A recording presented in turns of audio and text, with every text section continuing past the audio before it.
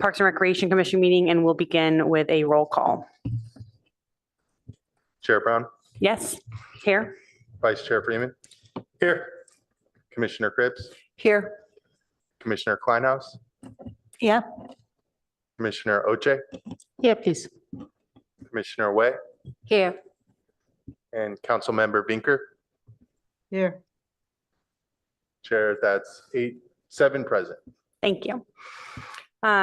Begin with public comment. This is for items not on the agenda. If you do have a comment for an agenda item, please wait until we reach that point and either hand in a card to staff or raise your hand.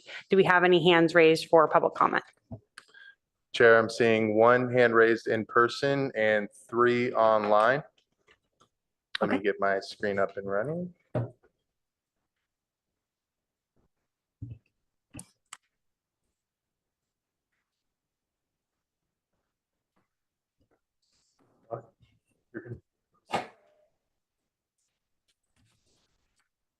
Star, you have 3 minutes to speak. Thank you. Yes, okay. Thank you. I've been thinking about ways in which we might educate people in our community about taking care of their larger trees in particular.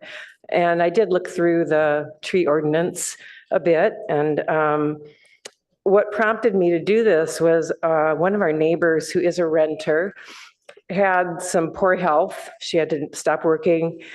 She had a beautiful redwood tree in her front yard, and over the course of several years, I've watched it decline. And I had talked to her about it, but she had a lot going on in her life, and I never saw the owners.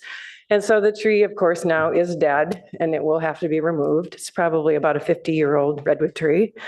And that, in combination with knowing that our water rates are going to increase, and we recently had some of our trees looked at, and it's very expensive. It was probably $12,000 to take care of our very large trees in our yard, but we love our trees, and so we do that.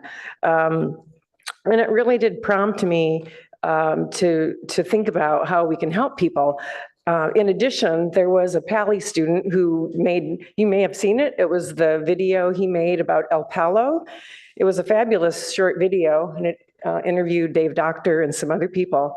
And I thought if there was some way that we could try to collaborate, maybe with neighborhood associations, city council. I know there are a lot of resources and groups that are attending to the environment. This particular video talks specifically about how El Palo was declining, and just the planting of certain plants underneath it, as well as having a vertical mister that was sent up, which I thought was a fabulous idea. I think we're going to try to do that on our redwood tree. And I just would love to know if there are any, and I can write to you if you need to respond to it in writing, but if there are some ways we could collaborate to get people knowing when they should be watering their trees deeply. I could certainly do that on Nextdoor and do it informally, but to have resources, maybe a couple workshops. Anyway, anything that you, being more informed, might be able to contribute towards helping our citizens take care of their trees and feel better about the tree ordinance and not just get a fine because their tree suddenly died. Yeah, so that's basically what I wanted to say. Thank you.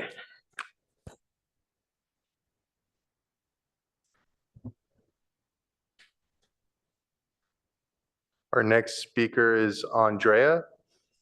Andrea, you've been unmuted and you have 3 minutes to speak. Thank you for the opportunity to address you all this evening. I understand that your stance on artificial turf, if aligned with how our group feels, might help persuade your city council to institute a ban for city property. This will align with what many other cities are being asked to do and follow the lead that was started by the city of Millbrae. Our group would be happy to do a formal presentation to all of you at your next meeting in June to give you all a much clearer picture of why we so strongly support a ban on this toxic material. I'd like to take just a few minutes to address one important issue regarding artificial turf. It is not recyclable. Industry has tried to convince the public that artificial turf is recyclable and that they have been recycling it. This is far from the truth. Artificial turf is plastic and is made with chemicals that do not break down, even if the plastic blades themselves are chopped up. So even if there were a way to recycle it, it will continue to be toxic. What mostly happens is that the plastic carpet from large athletic fields is cut into smaller pieces and sold at a lesser price to homeowners, dog parks, batting cages, etc. The material is still toxic and degraded.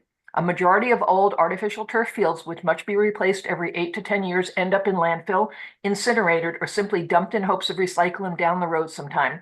There's actually a huge lawsuit underway in Pennsylvania where mounds of old fields have been lying around with the promise of recycling in a nearby plant that never got built and will most likely never get built, meanwhile leaking toxins into the ground upon which they sit.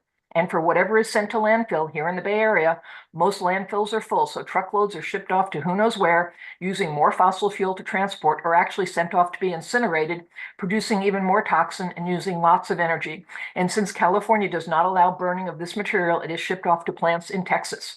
More fossil fuel for transporting. Rather than wait for federal or state government intervention, it is up to our cities to take the lead and do what is right to protect the environment and the health and safety of our communities. No one is forcing us to buy acres and acres of plastic every few years. No one forced us to disregard the precautionary principle, the environment, health, and safety too. We chose to put more of this stuff in the environment that we will leave our kids. Enough is enough. I hope that this commission will agree with sending a message to your city council, asking them to consider a ban on artificial turf. Thank you.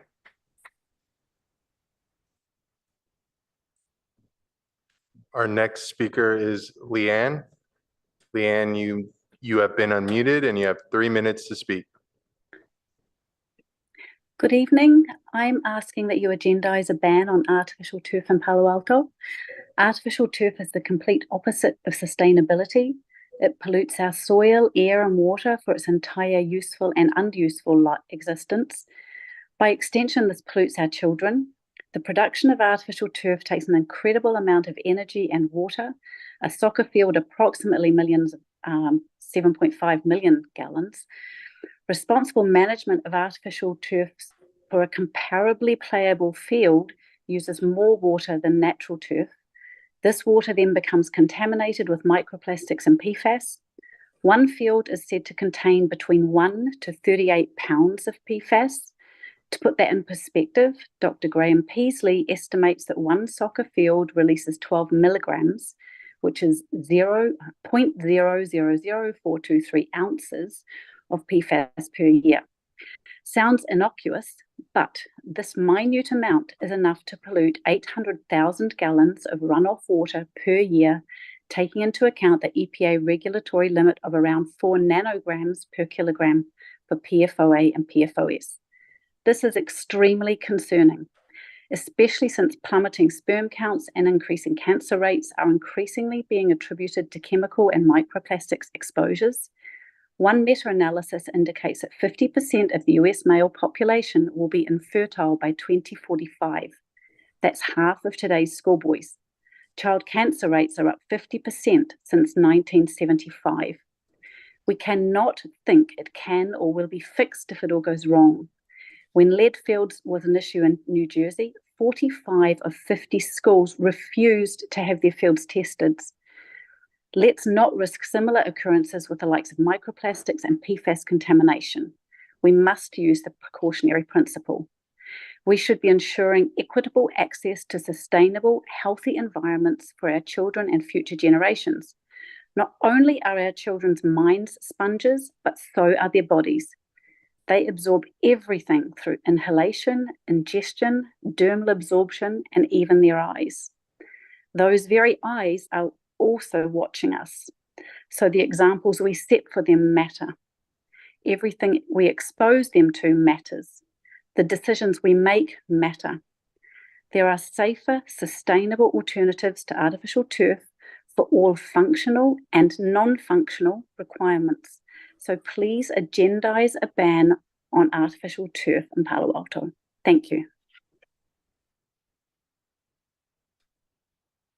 Our next speaker is Sue. Sue, you've been unmuted and you have 3 minutes to speak.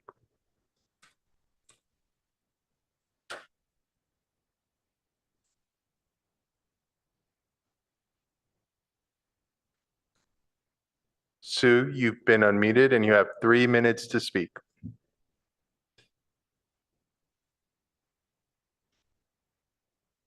Yeah, can you hear me now? Yes. Okay. Let me hold on for a sec.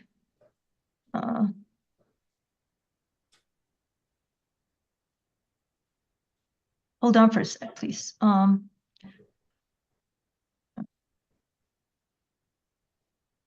Hello, commissioners. My name is Sue Chow, and I am speaking on the topic of artificial turf as a resident of Palo Alto and as the vice chair of the Loma Prieta chapter of the Sierra Club. The disastrous effects that stem from plastic grass usage are so numerous that we cannot cover them all right now. So our first ask is that you give us time for a more comprehensive presentation at a future meeting. You must have already heard about the serious health harms associated with artificial turf, cancers, endocrine disruption, organ and brain damage, as well as the more immediate heat strokes that result from the heat islands created by artificial turf. Just as serious is the contamination of waterways and soil by artificial turf runoffs. The California Coastal Commission just denied a UC Santa Barbara plan to install an artificial turf field, citing contamination of coastal waters and harms to marine life. The number one toxin in plastic grass is PFAS, the highly toxic forever chemicals that never break down, and the shedding of microplastics, both of which flow into surrounding waterways and soil, where they poison flora, fauna, and make their way into our bodies. You may ask at this point whether the new olive pits and walnut shells and other so-called green artificial turf infills are free from PFAS. Well, just 2 months ago, independent testing done on Home Depots and Lowe's new artificial turf found alarmingly high levels of PFAS. Finally, the regulatory environment is changing rapidly with a growing number of cities engaged in battles and lawsuits over plastic grass. And government agencies are beginning to regulate artificial turf and PFAS. The EPA just declared that PFAS is so harmful that they have lowered the acceptable PFAS level in drinking water to nearly zero. Here in California, there have been many bills introduced that would ban artificial turf and PFAS. Last year, due to constituent pressure, a bill was passed that restored the right of cities to ban artificial turf. Finally, I ask you again to please give us an opportunity to deliver a more comprehensive presentation on the critical topic of the impact of plastic grass on our environment and public health. Thank you.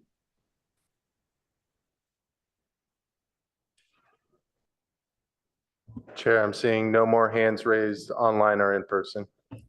Thank you. Thank you to our speakers. Next item on the agenda is agenda changes, additions, and deletions. Do any commissioners have suggestions for changes to the agenda tonight? Seeing none, we'll move on to approval of the minutes. First is approval of the minutes from the April 19th special meeting. I have one. Oh, good. Yeah, for the April April. minutes, right? Yes, April 19th. Oh, April 24th. No, Okay. thank you. Any comments on the 19th meeting? We hear a motion. I'll make a motion.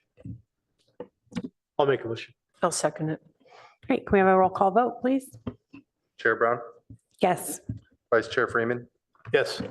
Commissioner Cribbs, Yes. Commissioner Kleinhaus, Yes. Commissioner Oche, Yes, please. Commissioner Way, Abstain. Is that the last? This was the retreat, I think all commissioners. Yes. Chair, that's a 7-0 vote, Great, thank you. or 6-0. 6-0. vote, sorry. All right. Next item is the minutes from the April 24th meeting. Okay, line 10, it says questioned. I'm not too sure if that's a very appropriate way to put what I did. I think it most likely should be asked, not questioned. Line 10, What page? page 2, please. Okay. Page 2 of 9, line 10. Commissioner Chair questioned. I don't think I questioned. I think it should be more asked. Thank you.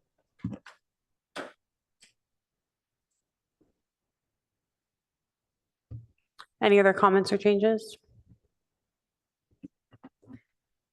I think the dasher leads from the Sierra Club actually expressed concern with electric bicycles on unpaved trails, and I don't know that this actually reflects that concern. So you might want to go back and see what he said.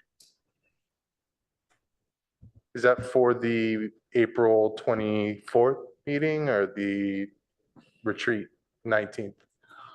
I think it was the 27th. I'll check back. 23rd, I think it's line 23, page 6.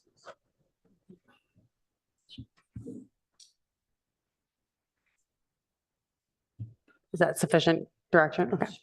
Great. Is there a motion? With checking that, yes, I with the may, change. I'll make the motion to approve.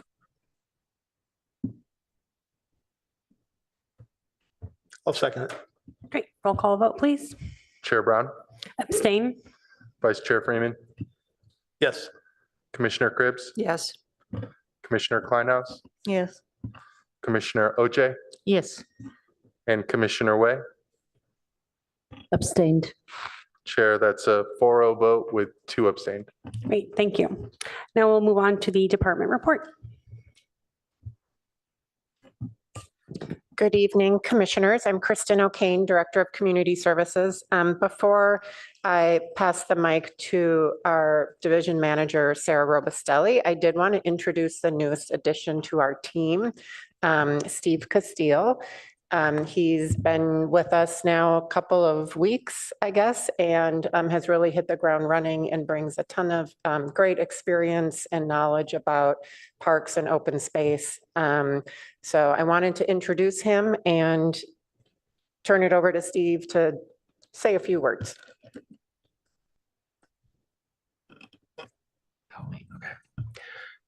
Good evening, Steve Castile, your new Assistant Director for Communities, Open Space, Golf and Parks. Just want to say what a privilege it is here to be here today. Over the last several weeks, I've just been meeting with staff, going out and seeing the parks, getting to know everything that's out there, and just feel really humbled to actually be here right now. It's just a beautiful place, a beautiful park system, and just want to say how welcoming everybody has been here. And just, I look forward to, the upcoming years as I grow within the park system here. So thank you for having me. Thank you, Steve. And now I'll let Sarah Robustelli give the department report. Good evening, Commissioners. Let's see, next slide. So we'll start off with the special events that are happening here rather quickly as we approach summer. So Family Movie Night will be returning this summer, starting June 7th. It's our first movie will be Trolls, band together, and the movies will be taking place at Mitchell Park. And starting right after sunset, movie nights are free, and we encourage families to bring a blanket or a picnic dinner. More information can be found on the city's website with a /summer movies to see all the movie listings. Secondly, we're calling all chili teams. The deadline is quickly approaching at the end of the month, so we just have several few days. So we're really excited to be bringing this back. It's an event will be held at Mitchell Park as well. All chili teams will receive a $250 stipend, but there is a $250 deposit required that is refundable if everything's left in good condition. So again, we're outreaching and calling all chili teams. And then the flyer on your right, you'll see is the information about the actual event. So there we will, it's starting the kickoff from 11 to 3 p.m. It's free chili tasting while supplies last, live music, food trucks, games, activities for kids. Again, encouraging to bring your own chair or so you can picnic. Bring your reusable water bottle, of course, and we encourage biking and walking to the event as parking is challenging. But yeah, we're excited about these upcoming special events, and then we'll also forward to the next slide, and we'll talk a little about summer camps that will be starting just next week, believe it or not. So this kicks off our summer camp starting June 3rd, and camp season will be ending August 9th. There's 39 camps offered this summer, which doesn't include aftercare camps. So as of last week, there's 614 kids that are registered. 35 camps are completely full. There's 4 camps that have space left, but they are running about 70% full. So if you're still looking for camps, now's the time to make sure you get your signups for those last 4 camps that are available.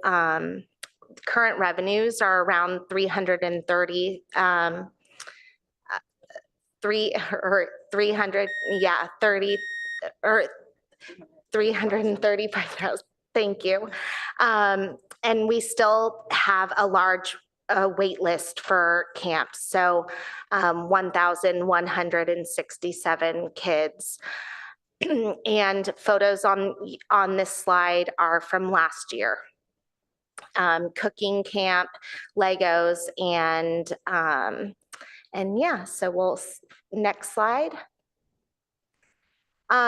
Just kind of revisiting, this was a question, again, where the nature notes are located at both preserves. I have photos of Foothills Nature Preserve as well as Parsons Arrasadero, where the nature notes are located. Again, they're readily available on the city's website as well as just scanning the QR code. And next slide. We have one project update regarding the skate park. So I've been reviewing some of the information about the skate park. We're going to get in touch with the friends, and the next step is for them to begin fundraising for the design and construction of the potential new skate park at Greer Park. Next slide. And then here are the updates regarding capital improvement projects. We currently are on hold for the El Camino Park synthetic turf replacement project. This is based on the Finance Committee meeting. As that's resulted in a pause, we will have more information come the FY25 operating and CIP budget will be approved June 17th at an upcoming city council meeting, and that will provide more clarity from the Finance Committee. Then moving on to the Foothills Nature Preserve improvement projects, City Council awarded a contract for design to BFK on April 15th. This contractor completed a site visit on May 17th. And the next steps, the contractor will be reaching out with staff to schedule a meeting with the ad hoc, and then we'll be making a visit to the full commission at an upcoming meeting. Next slide. Mitchell Dog Park project. There is construction contract agendized for June 17th, city council meeting. There's an estimated construction start of summer and with completion in fall. Ramos Parks Improvement Project. is the exact same update. On the agenda for June 27th for the construction contract, and again, summer and fall estimated start and completion. Rinconada restrooms project, their site work has already been underway, and installation and delivery of the restrooms will take place in late summer. Greer Park basketball court resurfacing. Once council approves, the estimated construction will take place in 2020, in summer 2024. And then Baylands entrance gate, we're moving forward with the contract to get it in place because all of the trenching work has already been completed for utilities. Next slide. So Cameron Park Improvement Project, just last week, the project signs were installed at the site and estimated construction to begin summer of this year and completion in fall. Coverly field restrooms, the building permits have been received and the school district has accepted the detour. There will be in the upcoming weeks an invitation for bid, and we're targeting the city council meeting in late summer for a fall construction. Bulware Park Improvement Project, utility work has been completed, and estimated construction, we're targeting fall of this year. And Foothills Dam seepage investigation, there were no issues that were discovered. And the consultant is providing a recommendation for potential future weir design and installation. Next slide. Oh, and those are all the updates we have for this meeting. Great, thank you.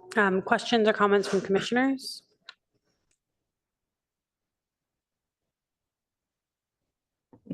I do have several. Thank you for that. I appreciate all of that. I'm having trouble finding the past program reports on our website. And I'm sure it's because I just don't know where I'm looking, but I was trying to make a list of all the bathrooms and the completion dates that we talked about over the past, and I don't seem to find it. So if somebody can send me a link so that I'm better at searching for them, I would really appreciate it. So what I see now is that we have bathrooms in Ramos and Rinconada and Coverly going in by the end of the fall, which is really great news. And there's been some excellent press about the finance committee meetings about additional bathrooms in other places as well, or restrooms, I should say. At any rate, I think that people that at least I've talked to are pretty darn excited about the possibilities. And I was wondering about the process for the Mitchell Park permanent bathrooms that are across from the Magical Bridge, the ones that are permanent now. Is there going to be a community discussion about where to put the new or updated restrooms in Mitchell Park, or has that process not started yet? I was interested in if there's a way that where they're going to be. The project, it's not an official project yet on our CIP plan. So we'll need to discuss that and we can get back to you. So is that a function of the finance committee and it just kind of got out in the press, or because now talking to people, it really sounds like, wow, we're going to have restrooms at the Mitchell Park Magical Bridge this year, at least so. Sure, I can answer that. So there's restrooms budgeted in fiscal year 26 and fiscal year 28, but we just haven't done the official exercise with Public Works to say, okay, this one is at this date and this one is on this date or this year, and what the outreach might be. So we're just it's not that developed yet to have that information. Sure. And I totally understand that because there's a lot that everybody's having to deal with right now, especially around restrooms. But I was over there this weekend and sort of thinking about where the best location would be. Is it going to be in the same site? Do the kids have to cross the bridge to get from the magical bridge to the bathroom, or is there another place? So any information that you all have about that would be great as soon as it gets developed. So thank you very much. That's all for now. Vice Chair Freeman. Thank you. Excellent job on the report. I do have a couple of questions, just clarification, I guess. And nice to hear that the summer camp program is still just as popular as it was 25 years ago when my kids are small. So keep up the good work on that. Somewhat sad to hear there's always a wait list. I'm interested to know the wait list. You said there were 1,167 kids currently on the wait list. How does that compare with last year, the previous year? Not going to count COVID years, but. I did ask Recreation. We have, in terms of, we've added more programming. So there was 36 camps last year. So adding 3 additional, there was 919 wait list as of last year. So even increasing the classes, we're still seeing an increase in demand. So, I guess we're still trying to figure out how we can reduce that. You have added new programs, and are the same programs that have been popular year to year been the ones that continue to be the most wanted? And I guess what are we doing to try and rectify that particular situation? I can help answer that. So there's sort of 3 factors that are influencing the wait list. One is our budget and contract limits, and that was brought forward at the Finance Committee, and there is a referral from the Finance Committee to for city staff to work on how we might resolve that, and we have some ideas based on research we've done with other cities. There's also space, and then there's also instructors. So the space issue is one that in some areas is really going to be a limiting factor for a while, particularly because of this special nature of the class, for example, ceramics classes. So our summer camps aren't just in the recreation area. They include the arts, the sciences. So our art center classes and children's theater classes are very popular, as well as a lot of our like cooking classes. There's some that just kids love and want to come back to year after year. So we're always looking at ways to expand those programs, but we'll at least start by getting the contract dollar issue resolved this year. Yeah, I guess space definitely can be an issue, especially when you're looking at like the children's theater, whatever those are, and there's a limited space there. But do you have, I guess, do you look at numbers of like there's new people who move into the area? Of course, they try and hear about the popular, summer programs. Do we have the tracking the stats to see let's say of the number of people who actually put in and get accepted to these programs? Is there like 90% of them have been repeat year to year? Or do you have kind of a breakdown of like X number of new people have been able to move into those programs, those types of things? I don't have that information. I'm not sure if we've ever looked at that in-depth analysis. I will say another thing we're exploring is how people register. So right now it's, we've adjusted away from the draw, which used to be you drop off your paper registration form and then they get shuffled and randomly picked up, and that's how and people would register for classes. So the past couple of years it has been registration opens at, I think it's 8 a.m. on a certain day, and whoever can get to their computer fast enough, gets in. We're heard a lot of complaints about that. And so we're looking at other possibilities, making sure people who might be working at 8 a.m. and don't have access to a computer have the same ability to get their child in a class as someone who is able to be right at their computer, right at the time it opens. So we're again looking at other cities and how they do it and trying to come up with solutions to make it a more equitable process. Okay, thank you. Now keep up good work with that. I do have one last question though.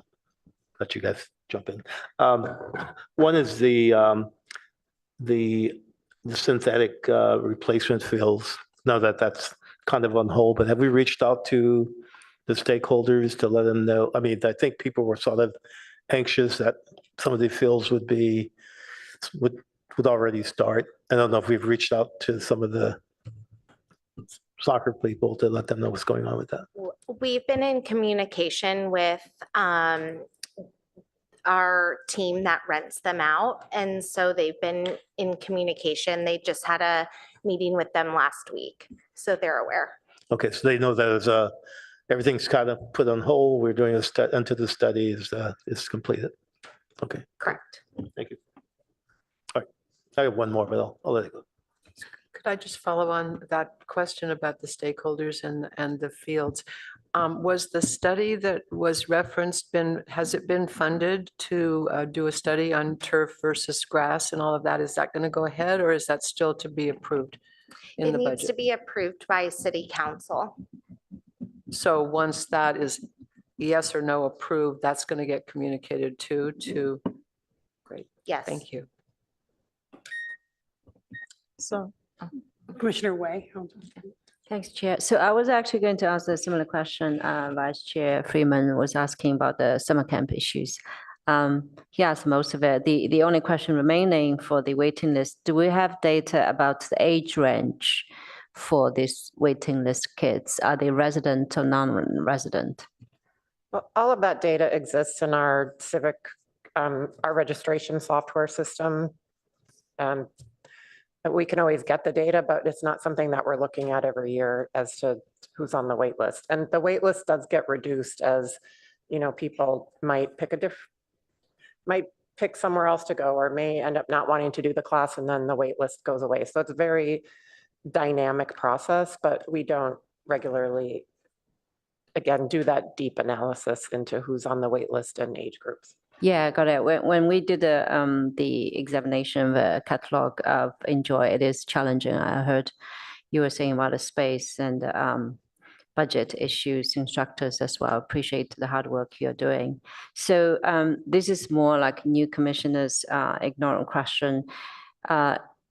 Is there a policy to pop up summer camps or is it policy allowed? If the space indoors limited, do we need the policy change to have outdoor space as summer camps, say parks as dancing classes, parks for theater? No, we don't need to do a policy change if it's our camps. If it was a private camp coming in to use a park, they would need to go through proper approval processes. So no, we don't. We do use parks for our camps, but we don't do, I think, did you say pop-up? Yeah, camps? We yeah. don't- So we yeah, don't there's do two that separate currently. questions. One is there like a pop-up summer camps we can do, say, Darren will run pop-up camping for Hill Park for how to be doing camping. So hypothetically. Second, separate questions. I feel the summer camps using parks as a sports field. So there's, football, etc. They have not used the parks for theaters, performance, singing, which we could use. Do we need add a policy on that, or you have the authority to use the open door space? We don't need a policy to use our own Okay. parks for camps. Would that We be a just- solution? Just I hypothetical. don't know. For theater, I would have to talk to the theater folks. Again, part of it is having enough people to monitor all the children and Instructors. instructors. Yeah. So there's Yeah. a lot that goes into our planning Yeah, our summer yeah. camp season. Yeah, yeah, So I yeah. can discuss it with the appropriate staff, but we Yeah. don't have any planned right now. Yeah, because I saw a lot of adults doing their stuff like fitness training and dance and music. I thought maybe with enough instructors, I think that's the shortage. People can do it for children too. Okay, thanks so much. Keep up the great work. Thank you. Commissioner Oche? Thank you, Chair. I was just going to say thank you to Sarah for the updates and also welcome you, Steve. We've been looking forward for you starting, so welcome. I have some clarifying questions. So for the report for the skate park, I'm not too sure I saw dates. So if you could clarify the dates, do we So, have any expected, times or so it's not checkpoints? currently, that's why it's not under the capital improvement projects. It's not an actual approved project yet, other than it's in the fundraising. Once the dollar amount is fundraised, then it can be potentially then added later to the 5-year CIP plan. So those are steps that are going to be discussed with the friends along the way. So that's why there's no dates. The previous months, I provided a parking analysis that was done, that was needed. That resulted in that there's enough parking for if the size of the bowl were to increase by double. So those are the next steps, is the friends need to fundraise for design and construction. Okay, thank you. Another quick question. I wasn't too sure if the project, the El Camino Park synthetic turf replacement project, was paused because of discussions about artificial turf, or was there another reason? Because it doesn't state that in the reports. It says project pause, but it didn't say why. I'm wondering if there's another reason. It was because of the discussions at the finance committee meeting, that there were several meetings where public comments raised by not only by the public, but also by the 3 council members who are sitting on the finance committee. Okay. Okay.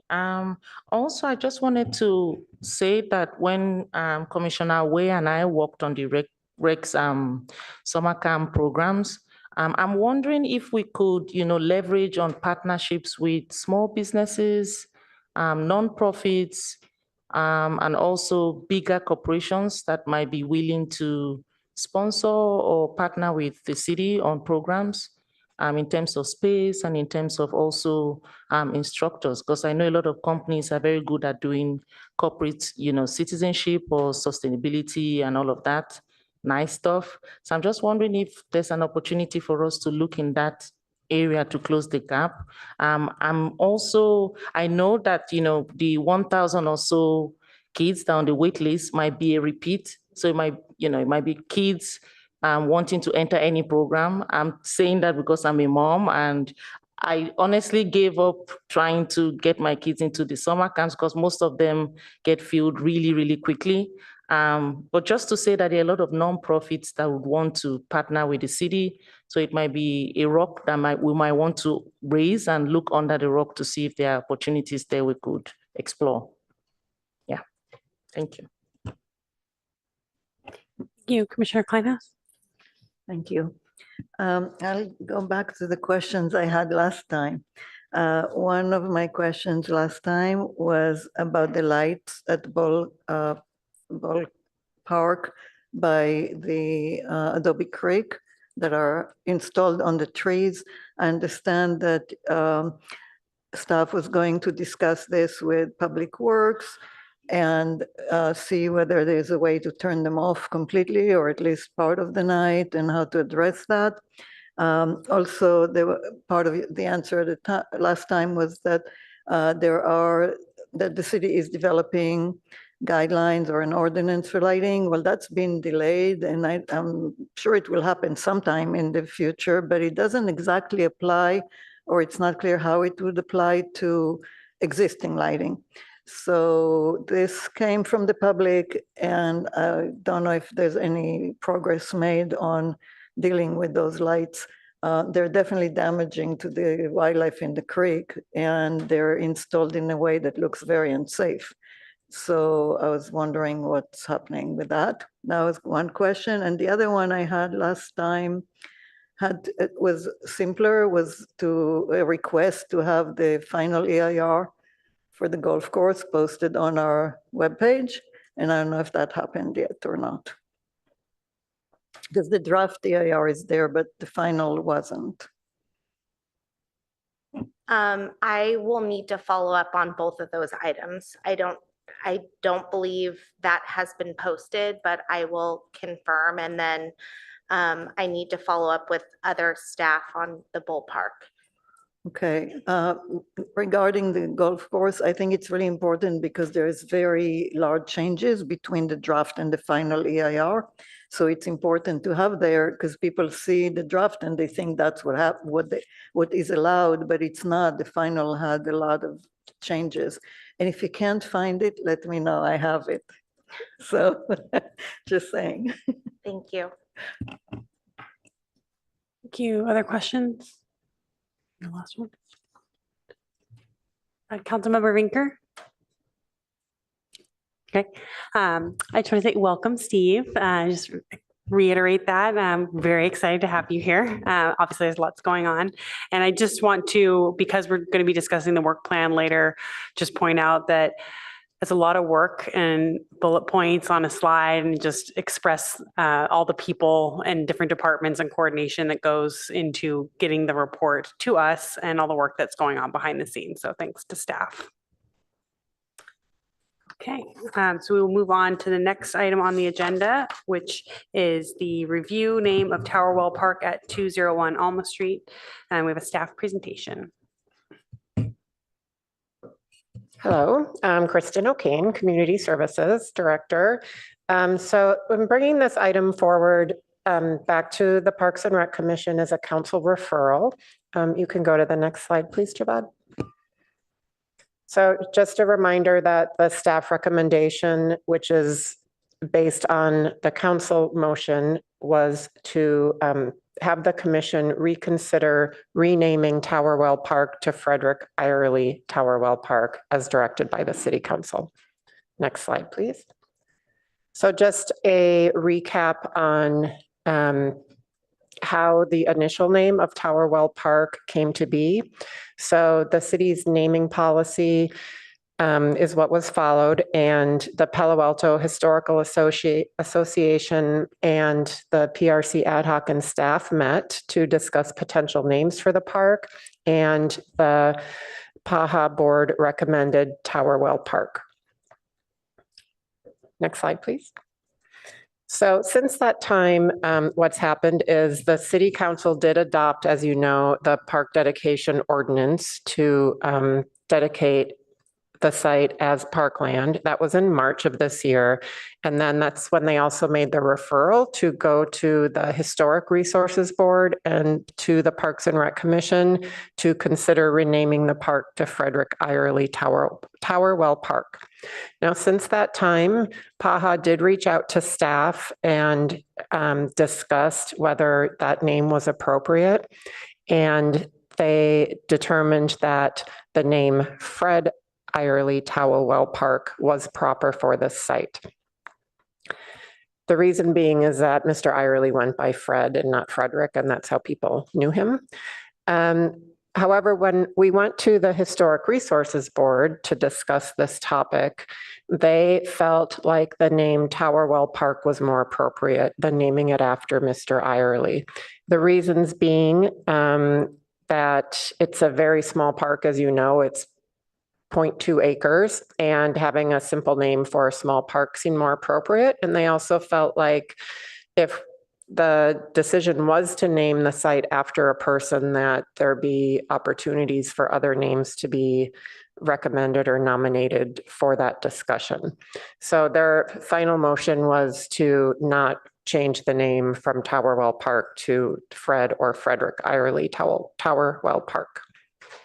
Next slide, please.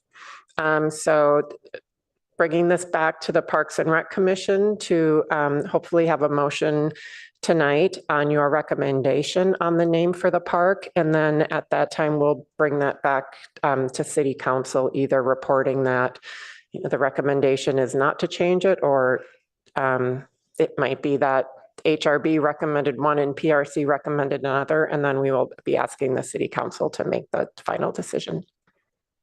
So thank you. Thank you. Unless there are clarifying questions for staff, we can open it for public comment if there's anybody. Okay, let's do a public comment.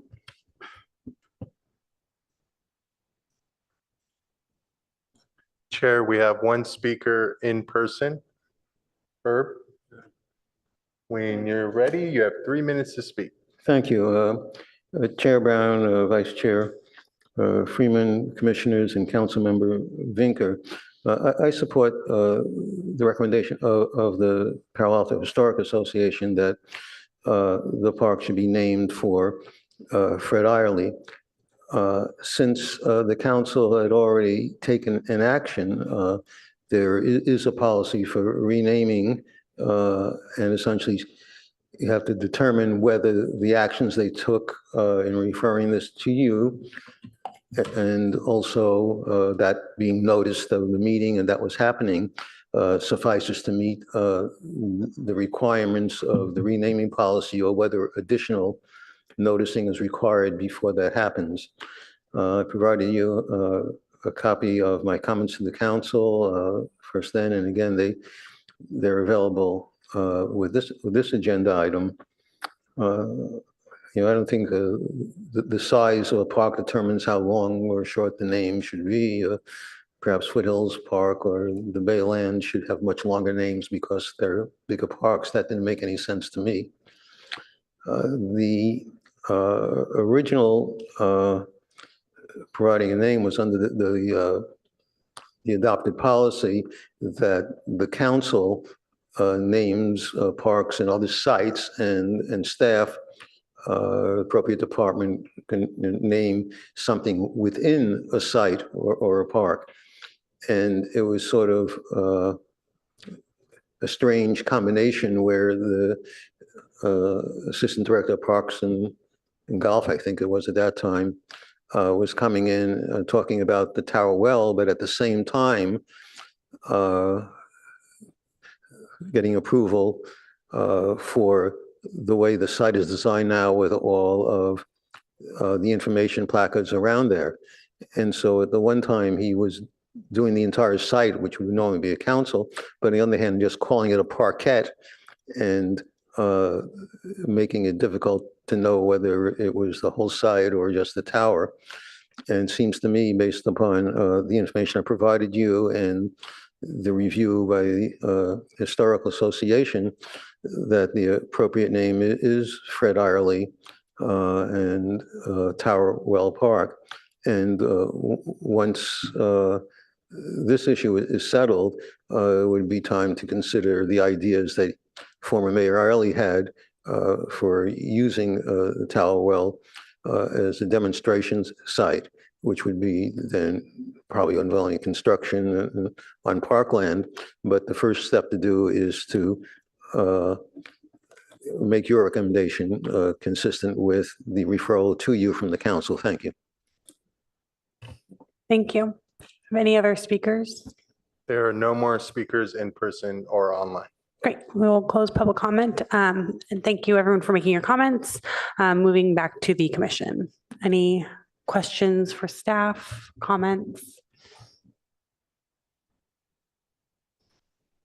I'll just start just because I was on the ad hoc. I think, Kristen, you just said it was the PAHA board, but it was the staff sort of liaisons that made the recommendation, just clarifying that one fact.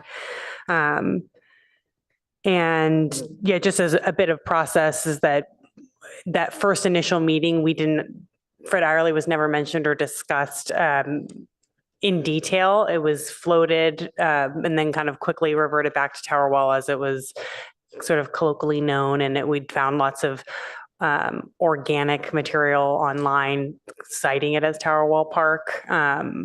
But then we've received this new information, which is why we had the park dedication and bringing it back. So just adding a little bit more flavor to this discussion.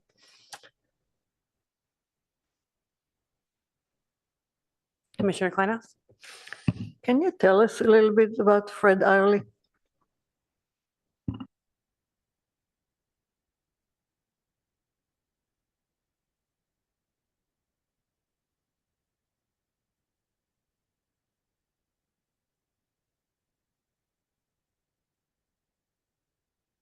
Very briefly, can you tell us, Mr. Borg, about Fred Irely?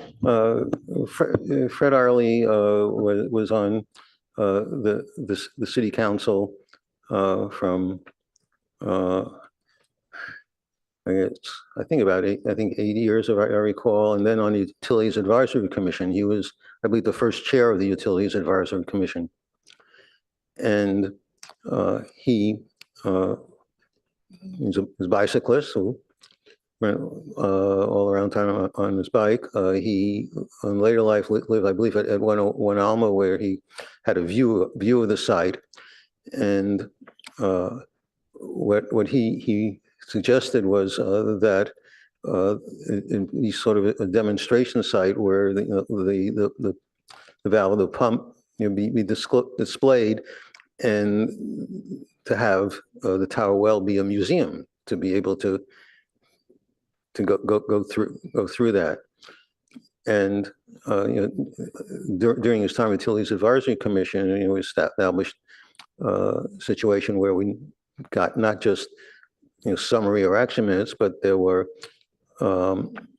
verbatim minutes prepared by staff. So you had the linkage of those two. And they provided the oversight that the council felt it could not do for the whole financial operations of the city. Since recently, it's more, the council sort of agreed with the managers that the boards and commissions seemed more of an adjunct to the staff rather than an advisory to the council. But you still have these situations in the code and in the charter. We are an advisory body, to the council, and essentially operating, the way the Utilities Advisory Commission was operating when former Mayor Irely was chair of the commission, that they provided the oversight that was needed, the council felt it couldn't do. And he took the leadership in that, and seeing that the commission did that. Thank you. Thank you. I'll just follow up. There's also a little bit of background in the staff report. Mr. Irely was on the council. He was mayor in 1982. He was on the council for 8 years, and he was on the Palo Alto Utilities Commission for 8 years. And there's also a footnote to an article that someone wrote about him. On the March 4th council meeting, there was public comment submitted with a lot more detail in the background. Thank you. So it seems like Fred Irely and the utilities, which in a way the Tarwell Park symbolizes, is pretty strongly associated. So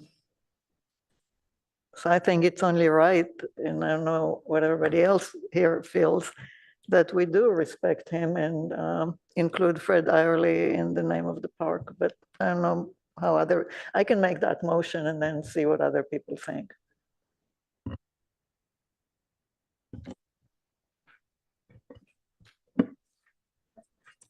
Do you want to make a motion, or can I just make a comment?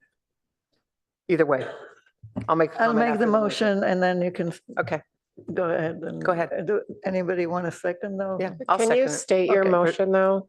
So my motion is to name the park Fred Irely Tarwell Park, right? Okay. And I will second that. Okay, so now I can speak to your second, I guess. So if I could just make a comment, I love the plain Towerwell Park. Just the way that we always thought about it, that would be great. But I think given the situation and everything that's happened, I think we should go ahead and honor Mr. Irely. He given an awful lot to Palo Alto and created a lot of things that we are now taking advantage of. And so it's nice for citizens in the community to learn a little bit more about him. I'm glad to know a little bit more about him because I associated him, I think, with a hardware store. Is that right? Yeah. So anyhow, I would be in favor of this motion at this point, but I came prepared not to be, just to say.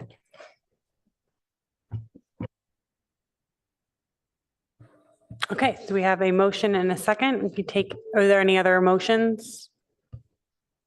No? All right, let's do a roll call vote. Chair Brown, Yes. Vice Chair Freeman, Yes. Commissioner Krebs, Yes. Commissioner Kleinhaus, Yes. Commissioner Oche, Yes, please. Commissioner Way. Yes. Chair, that's a 6-0 vote. Thank you. And I'm sorry, Councilmember Rinker had her hand raised and then it was, sorry. And it went down.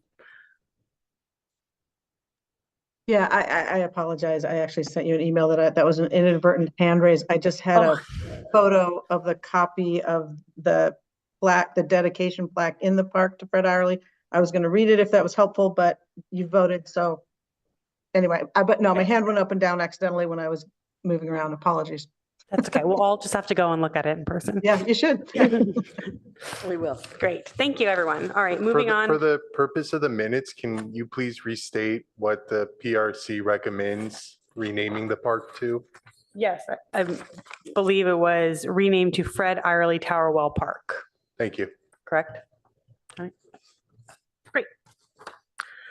All right, moving on to the next item.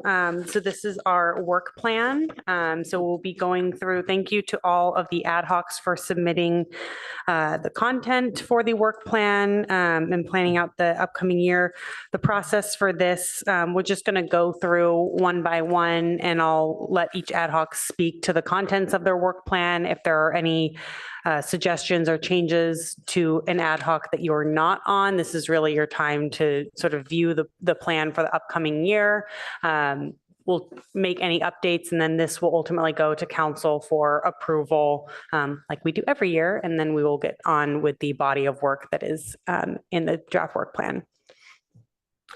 Okay, so we'll begin, we can scroll down, Javon, and staff was able to populate this with the prior year accomplishments. So there's some continuity. And then these are still all posted on the website. So we can see prior ones as these continue to grow. This is still a fairly new format for the commissions. So we'll begin with the master plan ad hoc, and this is Commissioner Kleinhaus and myself. I'll try to go through who's on each of the ad hocs as we go through them. And so both of us were on a similar version of this ad hoc last year. This one has we've made some tweaks as we knew it would be a multi-year effort. So the Commissioner Kleinhaus, do you want to go through it or first? Do you want to go through and you can add comments. So the goal would be to review the process for planning and implementation of the Parks Trail Natural Open Space and Recreation Master Plan for consistency in coordination with the annual CIP process.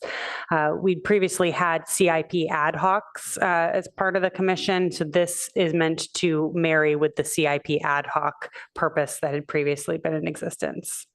The ad hoc will work with staff to conduct a review of the policies and progress and to inform planning efforts, enhance interdepartmental coordination, and implement best practices that we identified in the review last year. I'm not going to go through all these details. So it impacts optimized implementation, a proposed timeline of going through these. We struggled with moderate to high staff time, but we felt very confident with moderate, just due to the fact that we sort of scaled it back from the original realm of what we thought this would be. And so we'll really be looking to look at the inventory of projects. We did go through last year and do some prioritization of the policies and projects that were in the master plan. So we'll be going through those high priority items with staff, use those to inform the CIP process to make sure it's consistent with the Parks Master Plan, and then coordinate with staff as we'd identified policies that are more best practices, just to share that inventory that we'd identified in looking back at the plan. So really that high priority is to conduct that high level review, status review of the high prioritized projects. And we did review those at a full commission level this past year.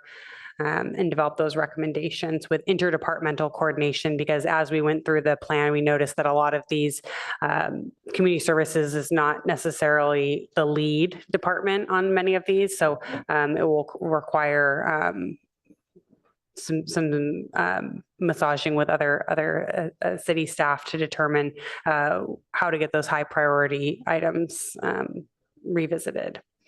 A lower priority would be to just establish a process for how to utilize this plan moving forward, and just to make sure that it's implemented in just regular operations.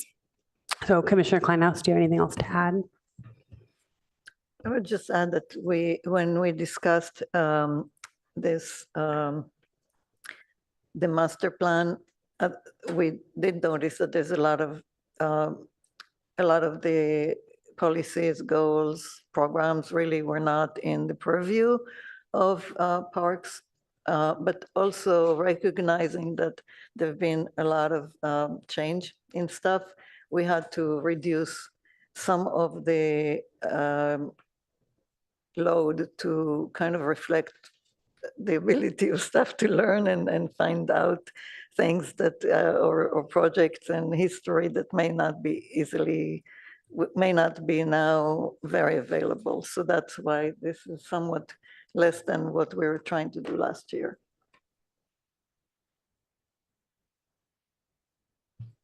All right. Comments from other commissioners?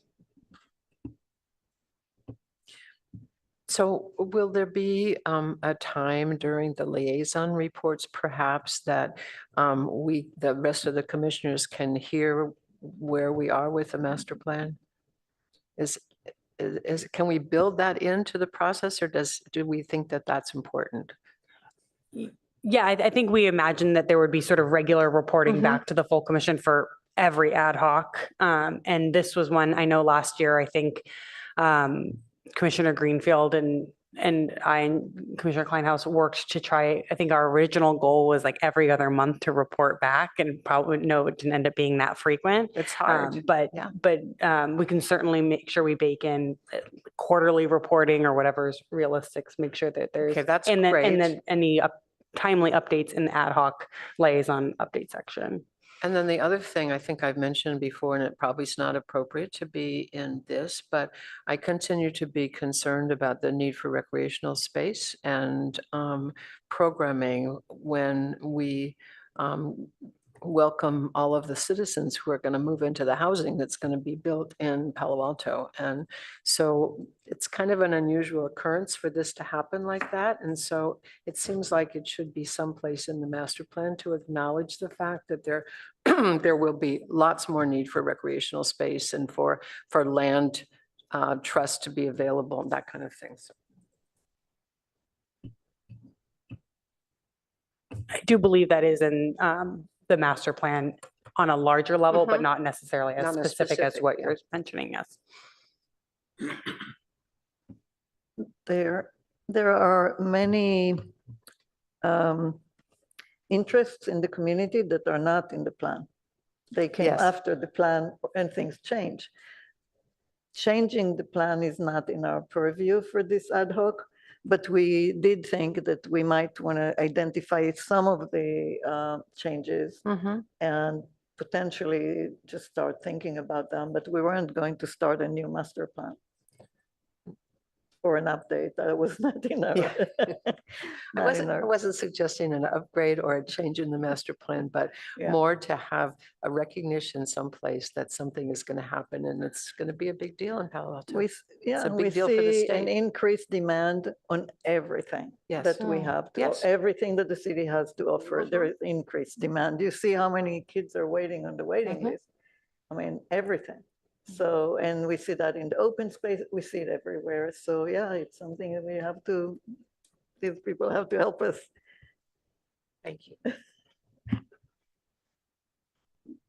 Thank you. Commissioner Oche? Yeah, thank you, Chair. I appreciate the work that went into the master plan ad hoc last year. I'm just curious to know what the high priority policies, like the ballpark number, like an estimate, how many high priority policies are we talking about?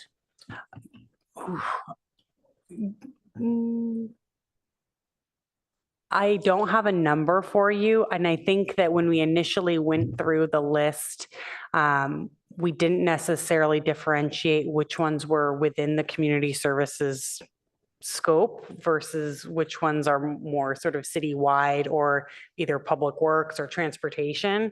So I think we'd need to go back and look at that full spreadsheet and narrow sort of where community services is the lead. Because that's really what we'd be focusing on. We wouldn't necessarily be looking at the transportation items. So it's a big number. It's just a very lengthy list, but I don't have a ballpark number. I have to go back and look. Okay. Second quick question. Under resources needed, would it be right to add collaboration with either other commissions or so does staff time cover just within this commission, or does it extend to other staff within the city and other commissions? Kind of like collaboration. I don't think that's necessarily within the purview of the commission or the ad hoc. However, I think, for example, the bike pedestrian master plan update kind of touches on a lot of things that are in the master plan. So there are some natural partnerships that kind of emerge when you look at the plan. However, I don't think that the ad hoc is, it's not in our purview to dictate who's going to take on some of the review or work with us, but we will try to identify where those partnerships can be made and have that as an outcome from the analysis. Is that fair to say, Commissioner Clemens? Yeah. Yeah, I just envisage that it might be more than the resources that we've identified. That's why I'm bringing it up. I'm not too sure if we need to spell out the partners per se.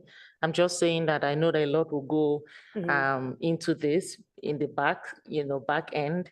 Most people won't understand that it's a heavy lift, but just wanted to point out that a lot would have to go into this. And then that the resources needed might be way, way more than what we've identified here. Yeah. So, yeah. Thank you. Yeah, I had sort of the same question, because I look at, in some places we had put, rather than just saying city staff, I think like in Project Goal 2, we said CSD, CAO, planning and so forth. I don't know if you can get down to that, level in some of the other, and I'm sure it'll change, as the goal increases with going through the year. So maybe maybe we just leave it sort of generic in where it needs to be generic.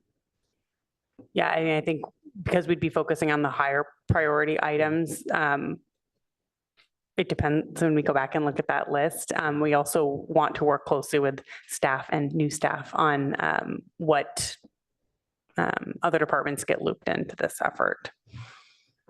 We also had to look at, there is a lot of ongoing projects that are high priority. There's things that the staff is doing or the city is doing, and we don't want to deprioritize them. They're really, really critical. And so we had to look at things that are kind of more restricted in time and scope versus ongoing work that the department is doing and is high priority. And then there's all the things that are not really within the Parks and Rec purview. So there's a lot of levels. And as we were looking at these dozens and dozens of programs and policies, we kept adding more and more columns to try and narrow it down. And we'll have to continue kind of narrowing and focusing. Right. And I don't think we're not trying to say that all these high priority items or all of these lists are things that are outstanding and that have not been completed to date. A lot of them, there is a status update or progress, or some of them are even complete. So it's just looking at the list holistically and tracking accomplishments, progress, and sort of what needs to be, what really rises to the top as a key priority.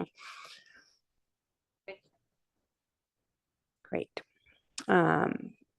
Okay, so we'll go on to the next one, park dedication, and Commissioner Greenfield's not here. So Commissioner Way, do you want to go through this one? Thanks, Chair. Yeah, we met with the city staff, and that was the first time I met Steve. Welcome on board again, echoing everyone. Yeah, we met with Kristen, Sarah, and Steve to look us through the year 2025. And we hope that we would not need, in the year, we would not need too much of staff time. It's going to be a low staff time project. And we have brought a list of the park already dedicated potentials, as well as the future possibilities, such as the Rinconada Gardens, San Antonio, etc., and the Los Altos treatment plant. And actually yesterday, Councilmember Pat Bird called a meeting to me and Jeff as well. So went through a couple possibility potential dedication he might foresee we can add onto our list together with the existing plan, which align with our plan as well. I think that's all I have to update.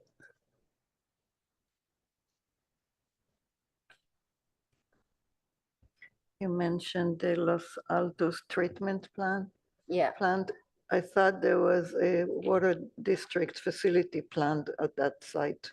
So that's currently is the wetland area we're looking to. Let me pull out the list. Well, staff will have to show it to everybody. Well, I'm not sure if we're getting into detail Yeah, okay. here, but is it okay if I ask a question, Chair Brown? So thank you for that exclamation, Commissioner Way. I'm curious about you said low staff time. So for fiscal year 25, can you expand on what the ad hoc plan is for the fiscal year and what the hope is to accomplish? So what I'm struggling with is listing 5 departments that would need to participate in this. Seems to not match with low staff time. I think we're committed to assisting with this. I just want to make sure it's accurately reflected on what the expectation is from staff. I think the resources needed from the staff time to identify new parklands is probably because we already have an existing list to work through. We don't need to go search for more. I think that's the implication. As we ran through the whole list Jeff brought last time when we had a Zoom meeting. Does that make sense? So is the goal to add more parks to the city's inventory of dedicated parkland? Yeah, so we try to comply the parkland per 1,000 residents within half mile of homes. Okay. So with the population growth projection, we try to look into more possibilities. Yeah.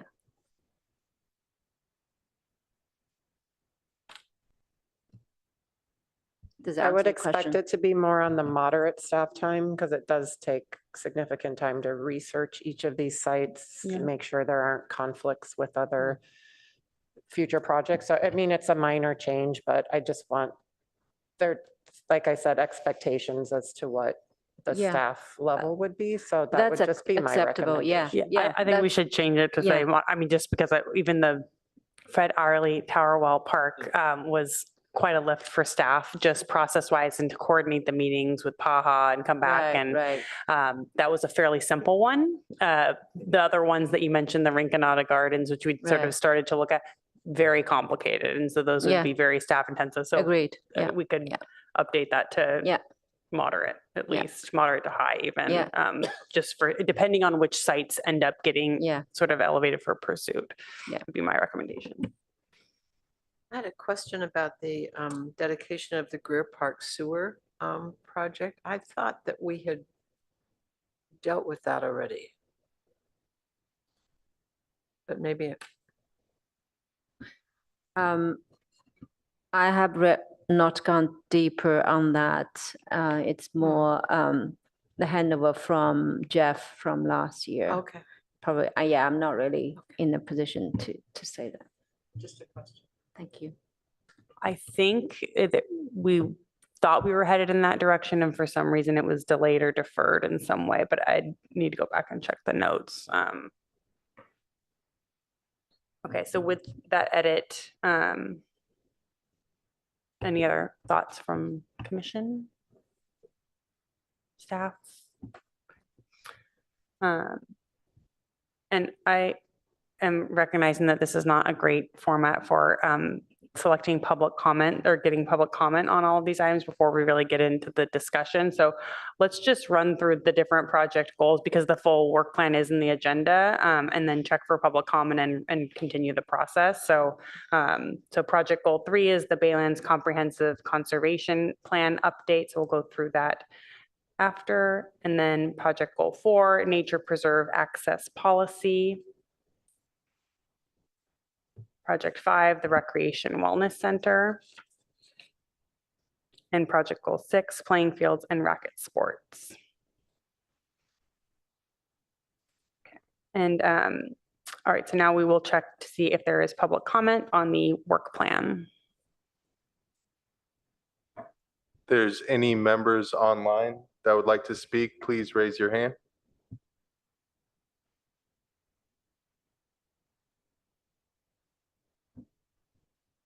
At this time, I'm seeing no hands raised online or in person. Okay, thank you.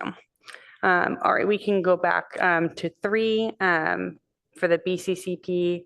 And that is Commissioner Greenfield and Kleinhaus. So we'll go with Commissioner Kleinhaus to review the work plan.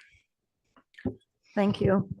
So the Baylands Comprehensive Conservation Plan is in, the preparation is in our comprehensive plan. And a plan was worked on with consultants, staff and consultants in 2017, and a draft was released in 2019. The work on this stopped at that time, and so we were looking into potentially looking at the plan, at the draft, and updating the draft and working towards releasing a Baylands Comprehensive Conservation Plan. And so to do that, we're looking to establish updated standards, guidelines, and processes for environmental stewardship and infrastructure development and maintenance in the Palo Alto Baylands Nature Preserve. We estimated this to be a heavy lift on the ad hoc, but maybe low to moderate time from staff. But we also think that eventually there may be a need for a consultant to finish the product. We thought that if generating an update on the current status of the BCCP, including timeline, would be a measure of success. And so we looked at a higher priority or high priority to look at the current draft and assess some of the document sections. It's a pretty comprehensive plan, as you can imagine from its name. So we're looking at what has already been complete and up to date, what has been is up to date but needs perhaps additional updates. Some section may be outdated and need to be updated. Some we may need to omit because they're no longer relevant. And some gaps may be there that we need to fill in or find a way to fill in. So that is what we're looking at. And then we also need to look at the CEQA status, where it's at, and other environmental permitting needs, and just kind of outline what needs to be done. And then recommend the path forward for the completing and releasing the BCCP, what can be done with existing resources and what may not be able to do at this time. So any additional resources that may be needed, and what work which is out of scope of the BCCP but needs to be considered for additional work later. And so this is what our high priority is. It's quite a task. And then we would like to see that we can move forward with an update as possible and appropriate. And so that's what we have here. I just have a question. So just to clarify, the high priority item, reviewing the draft BCCP and doing that sort of inventory and review, the actual ad hoc itself would be doing that work, or staff would be doing that work? We are expect to do it, but we'll need to consult with staff on some of it because we may not know everything. Right. So my question is, should the ad hoc be doing that, or should it be something that staff is doing operationally? And then I'd be looking to staff on what role would the ad hoc be playing in this process. I think there's some bullet points that make sense, and I think some of them sound like what's the work that staff is going to be doing. So I want to make sure that the work plan is really specific to the work of the ad hoc, and then we're transparent about the staff time that's going to be needed. So in our meeting with staff, it seemed like because there is so many things, we seem to think that we should do a first review and then discuss with staff further. Of course, if there are sections here that we may not be able to do on our own. So yeah, I think that staff will have to be involved, but I would like to hear what you have to say. So I guess the question would be, where you have review current draft, do you say review with staff, or, I mean, or is that sort of applied, I guess? I think we would do, there are sections that are clearly all done and they don't need to revisit. So I think a first review can be just us and then bring it to staff and just touch base and see. But if staff feels that that's not the right way, please let us know. So I'll offer that I think, the ad hoc could review initially, but the detail of the work to update the document, evaluate or review status of CEQA is really probably the staff's responsibility. I think how this discussion came about too is there are pieces of the BCCP that that ad hoc members and and some other stakeholders felt were missing from the document. And so I think if it's that, and staff may or may not agree with all of those. So I think where the ad hoc can help is to identify those but also of course, the ad hoc is welcome to review the whole document and provide feedback and suggest things that are appropriate to omit. But I really think this is going to be a staff level work and probably more on the moderate to high side. So you think we should change to moderate or staff time, or do you think this is more than moderate staff time? I think I would say moderate to high. Okay, so change it to moderate instead of low to moderate. Moderate to high instead of low to moderate is my recommendation. I just, there's a reason it's been paused for a while because of because of staff time and not having staff to work on this. So, Change to moderate to high. I'm okay with that. I mean, that's, you know what you need to do here, but we are available to help, you know, the ad hoc, so.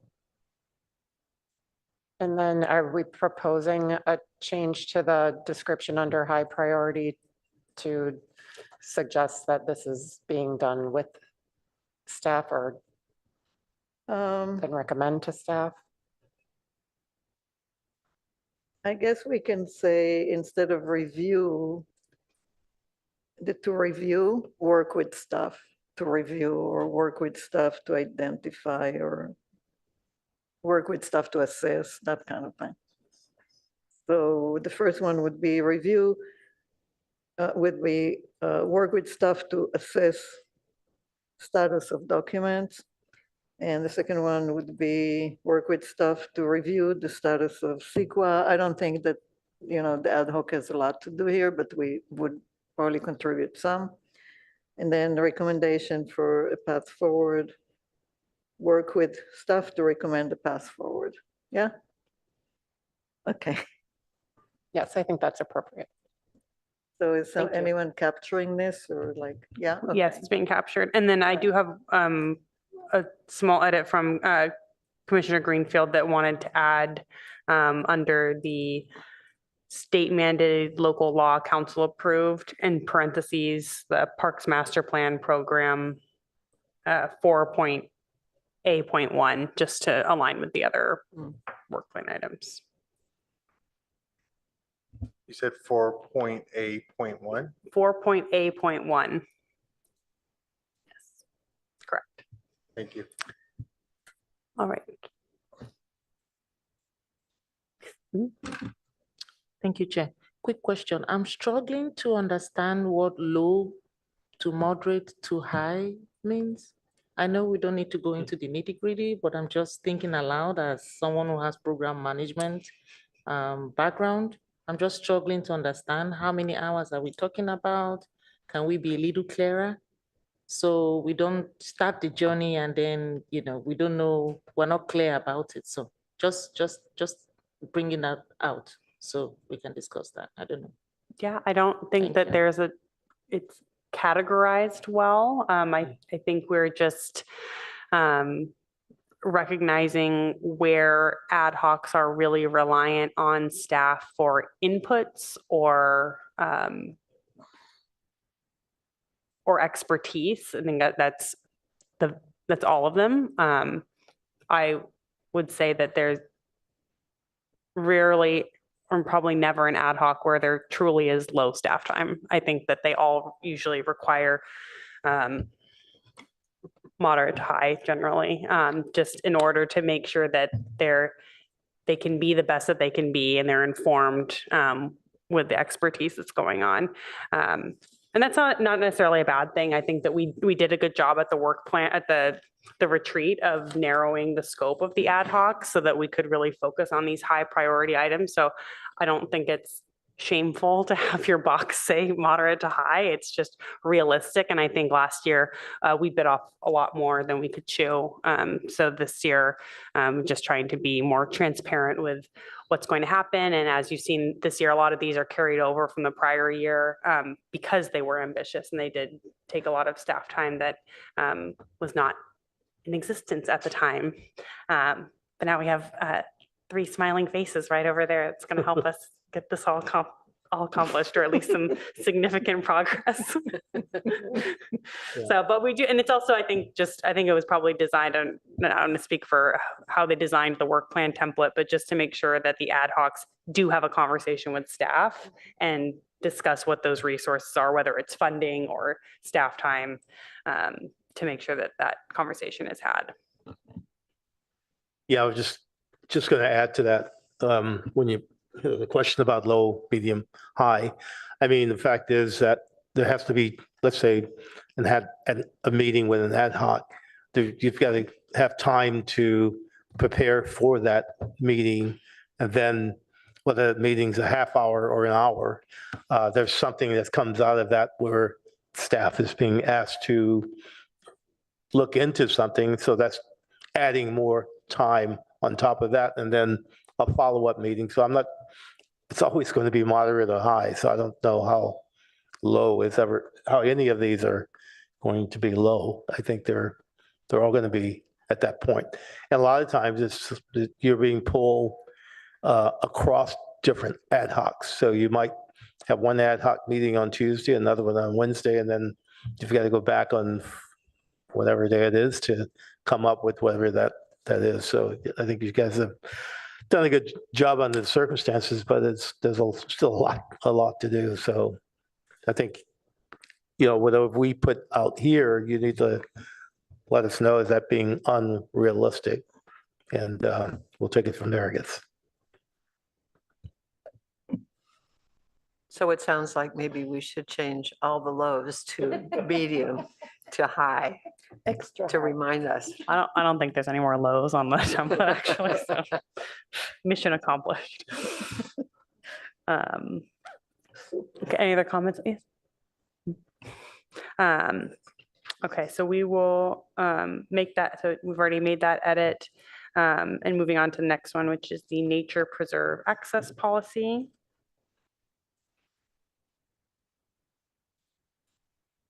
And is that client, do you want to go through that one again? That yours?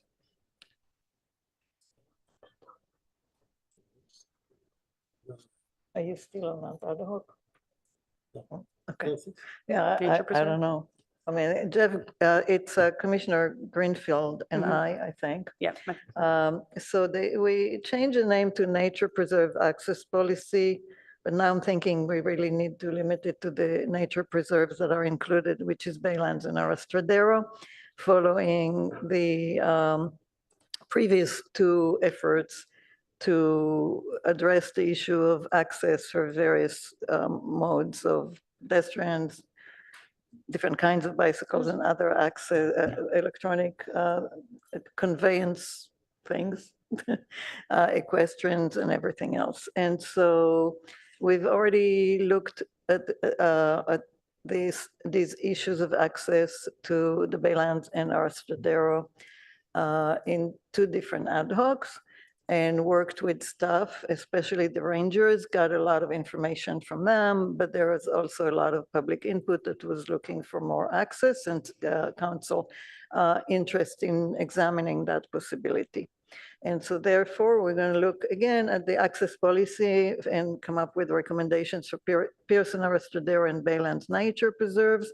So we're looking to work with staff and stakeholders to review the access, including bicycles, e-bikes, other electric conveyance, equestrians, and pedestrians. And so the benefits are really to reconsider or look again at balancing recreation access with stewardship of the natural resources in the Baylands and at Arastradero, and considerations that will go into this are habitat, wildlife protection, trail safety, community interests, and staff and infrastructure resources. Some of that we've looked at before, but we will be looking again, and that will take a little time from especially the rangers, I think. So we put moderate staff time, and I think in this case it's true, it's moderate. And so what we're hoping is to forward and update access recommendations for the two preserves. So the high priority is to follow on last year's or this year's bicycle and equestrian ad hoc recommendations regarding unauthorized trail uses and stewardship of natural resources along trails, and review the Adobe Creek Trail and Bixby Park Trail access, which seems to be the focus of the public interest. And the lower priority is to follow up on some of the activities at Pearson Arastradero Bow Loop Trail and the Baylands Adobe Creek Loop Trail Bow, and other trail network access review. And so this was directed by council, and if you have questions, I'll try and answer them. Yes. And I really have nothing to add on that, in that we're still looking for, I guess, further clarification as to, are we on the right track, I guess, on resolving the issue about some of the issues with that we discovered as far as no bicycle access and how that's changing, and equestrian access as well. So I think the other side of this is reviewing the creek trails and also the sort of the artificial trails, and whether or not there's any thing that we can do on that end.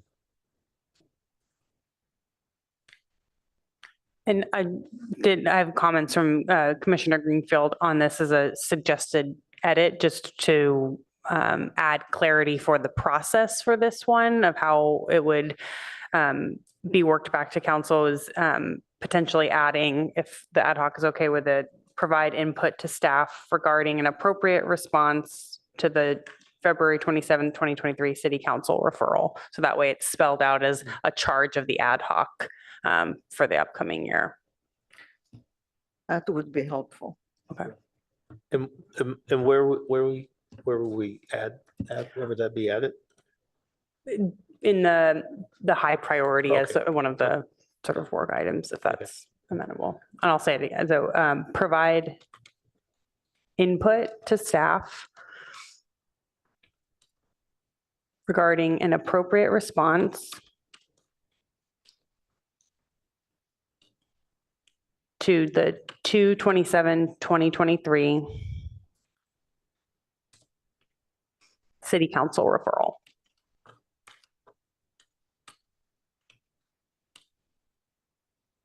So that way it's agreed upon by both bodies and there's clarity on that. Other comments from the, yep. Just a question. So this nature preserve access policy ad hoc is now what used to be the bicycle e-bike access policy. And the word equestrian means both the rider and the horse, or just the rider? I think, I mean, is think that both. I mean, like if the rider doesn't have a horse, then he's a pedestrian. Well, except for the fact that when we talked about it before, it's specifically called out horses. Now it says equestrian. So in my mind, equestrian is somebody who rides a horse, and then we haven't dealt with the horse. So the horse needs to be part of this, but I don't know whether it needs to be included. So it might be just a little thing. Whatever you all want to do. I think the word equestrian covers it. I think the word horse was there because it's really hard for me to pronounce that. Yes. Equestrian is just hard for me. I'm serious. It's accent issues. It's hard.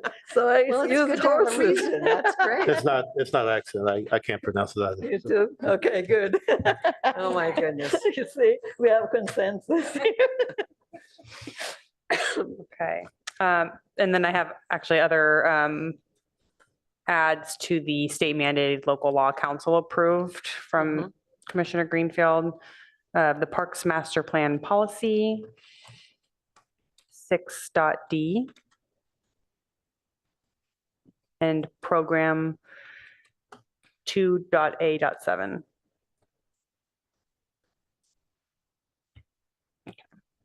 Thank you. There were also policies in the Parks Master Plan.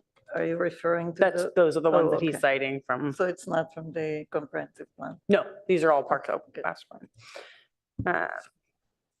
Okay, any other comments, questions? Great, all right, we'll move on to the Recreation Wellness Center. And this is Commissioner Cribbs, Vice Chair Freeman, and Commissioner Ochik. So the beneficial impacts, recreation and parks facilities for health and welfare of current and future generations, including community engagement. I think our ad hoc is very insistent and focused on community engagement. So on the timeline, we, I suggested it be 2024 to 2025. And the goal would be the completion of the facility, which is not going to happen in 2025, although we wish it were.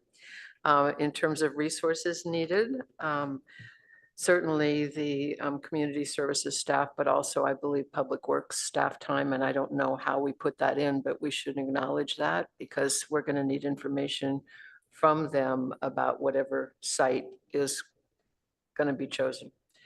For us, the measure of success right now would be selecting the site and moving toward the completion of the facility, recognizing that this is a partnership with the city of Palo Alto, with the Friends of Recreation Wellness Center, and various community stakeholders, all of whom are invited to be included. I believe that the date the council approved this was March 2023. We should probably check that, but I think Commissioner, Vice Chair Freeman, do you remember that? I don't even think I was on the commission when it was. So I have to be, Okay. that was 2022, but because I come on in 2023, I think. So just to finish up, community engagement is very high priority for all of us. We also would like to have a discussion of site alternatives, including Greer Park, Cubberley, and 10.5 acres, because so much of this is depending upon what happens with the Cubberley negotiations. Once we have the confirmed location of the site, then we'll be able to have a fundraising plan in place. The Friends have a LOI, which is in draft form, that we would like to submit to the attorneys fairly soon so that we can work out all the things that need to be worked out. So, but that also has to name, we believe it has to name the site. And then the other high priority is regular updates to the PRC to ensure that all the commissioners understand and have are kept abreast of all the updates. And then the lower priority is to define the relationship between the ad hoc PRC, the Friends, and the city of Palo Alto. And so Vice Chair Freeman, would you like to add? And Commissioner Oche? No, I think you covered it pretty well. I would say that the Friends group has been working pretty aggressively. And so, right now it's just sort of waiting to see what's going to happen, I guess, between the Palo Alto Unified School District and the city. And then, so I guess you could say things right now sort of on hold until, everything comes out of that. But that sort of leads us to where are we with site selection. I think part of it is waiting, is a wait and see on that. And then that decision will kind of give us the, where do we go on the next step. I think also wanting to sort of make sure that we're still in lockstep with staff on where we're going with this. And so there's no change there, so. So just if I may to add, for the record, the Friends Group is an official legally organized organization, a nonprofit, which received its submitted its articles of incorporation 2 years ago, and also received its determination letter from the IRS, which allows us to raise money once the city council approves of that initiative.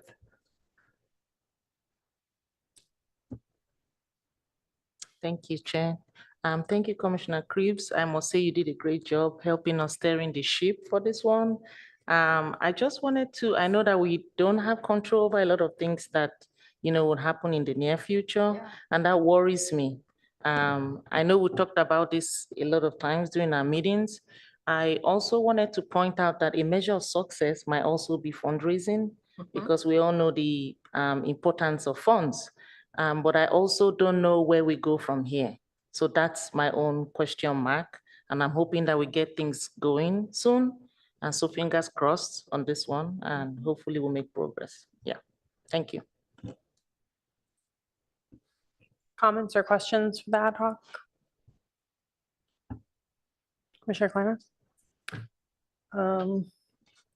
I think that the idea of completion of facility in 2025 is way more than aspirational even. So I think it would be good to have some realistic timeline.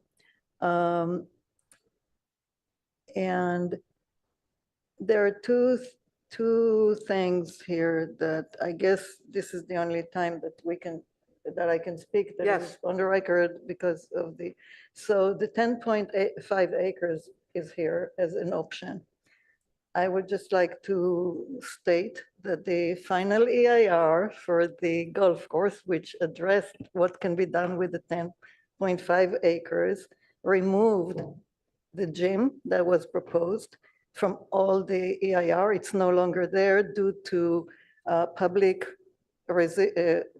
no support from the public and significant unavoidable impacts that the city was not willing to assume. And therefore the EIR does not include it. This means that if this comes back, it will not only have to have a new EIR, and it cannot come back with a different conclusion than the initial one, but it will have enormous opposition. So I would just recommend not even going there. I don't see why you would look into something that is so controversial and already has environmental documents that rule it out, essentially. So that's one comment. The other one is, I'm wondering, given that there are so many more people coming and there's so much need, and the need is urgent, why are we not looking at partnerships with various gyms that exist in the community already? There are a lot of other organizations that have facilities that are not always full. And maybe the ad hoc could like talk to the Elks Club about, or I don't know, all the different facilities that exist, but they're there. And it may be possible for the city to have some kind of a partnership agreement that will make those facilities available to people right away and don't have to wait until everything is in line to build something. So I don't know, and just, yeah, that's for now. I appreciate that idea. I think we all do on the ad hoc, so, yeah. So how do you address it? I'm just wondering. No, yeah. And to the 10.5 acres, all of that is good background information. We put it into this list because in speaking with several stakeholders in our meetings that we've had, the 10.5 acres has come up because the perception is that the city does control that land. And we are anxious to find a site so that we can raise money. So we don't want to leave out any potential that we had. So maybe you did not have a meeting with environmental stakeholders. So I would strongly recommend bringing it to one of the environmental communities, including the Sierra Club and many others that are around here. And I think what you'll find out that there is such a headwind on this one that even if there's some people in the community feel that it's okay, I also think that part of why people still feel it's okay is because the final EIR is not available to the community because it's not on the website, and the draft EIR includes a possibility of a gym at the 10.5 acres. The final EIR scratched every mention of that as inappropriate. So I think people just don't know what happened with the EIR. It took me years to find it, years, and I'm not exaggerating. So I think one of the reasons to look at that and be done with it one way or another is because that is in the area that is the, and I know we're getting a little far afield, but that's the area where we have a softball diamond, we have a hardball diamond, both of which need renovation and are sometimes underwater. We have land next to that that came from the golf course that people assumed if they took it from the golf course, it was going to be recreational uses. Put all that acreage together and you could have an amazing sports complex for our community. It's maybe not the right place to discuss all of that, but if you look historically at all the documents that came with the 10.5 acres, there was a huge demand for natural areas, other uses for that site. Anyway, I just think that to revisit something that was scratched out of the EIR due to, you can go and look at it again. I would imagine the first step is to look at the EIR. I think it's a good thing to have a discussion about, and I think that we all welcome the opportunity to do that and have that discussion, so.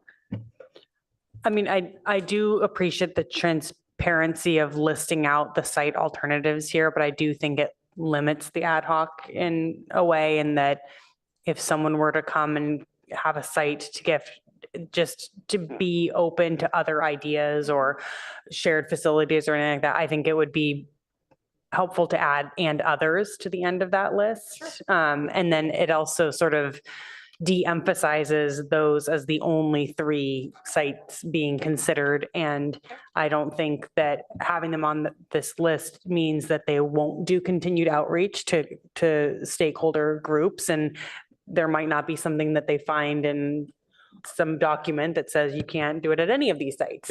So I think it's good to leave it in there for transparency, because they have been discussed and transparency, but adding "and others" is helpful for. Yeah, We could go back to our 10. yeah, no, I support that. And it's because the way it does in fact look as if these are the 3 That's a good point. Yeah, potential when you see it sites. in print. it When you looks like list that. all Yeah, of the good. others in.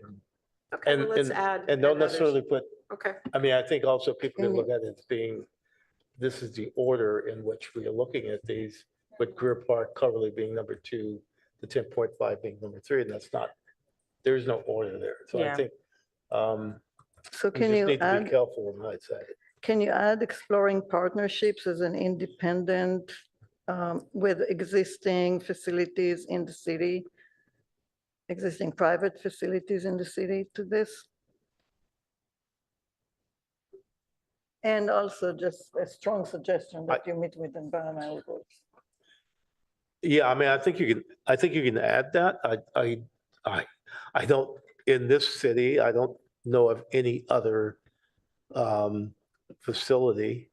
I mean, you mentioned the Elks Club and, you've got the YMCA and so forth that could support what we're trying to accomplish as far as having, for the city of Palo Alto to have a full-size gym wellness center that includes 3 or 4 basketball courts and all the other things that might be associated with that. It can be added, but I'm not sure it's a reality. But I mean, I don't think it hurts to add a language to the end of that same sentence, "and others," including existing facilities. Just if there's something that comes up Probably or. falls underneath. Yeah, existing exactly. facility, So does that accomplish? Yeah. Commissioner Kleinhaus, your sentiment about wanting to broaden that a bit? Yeah, I think, and I would prefer to explore partnerships with private facilities. Okay, so we'll make sure it's included in that. Yeah. Okay. Perfect. And then I share your sentiment about the completion of the facility. I would suggest maybe changing it to visioning for the facility, or something a little softer. Just expectations and setting it up for success. I appreciate the energy and ambition. Love it. Will you guys be okay with the vision instead?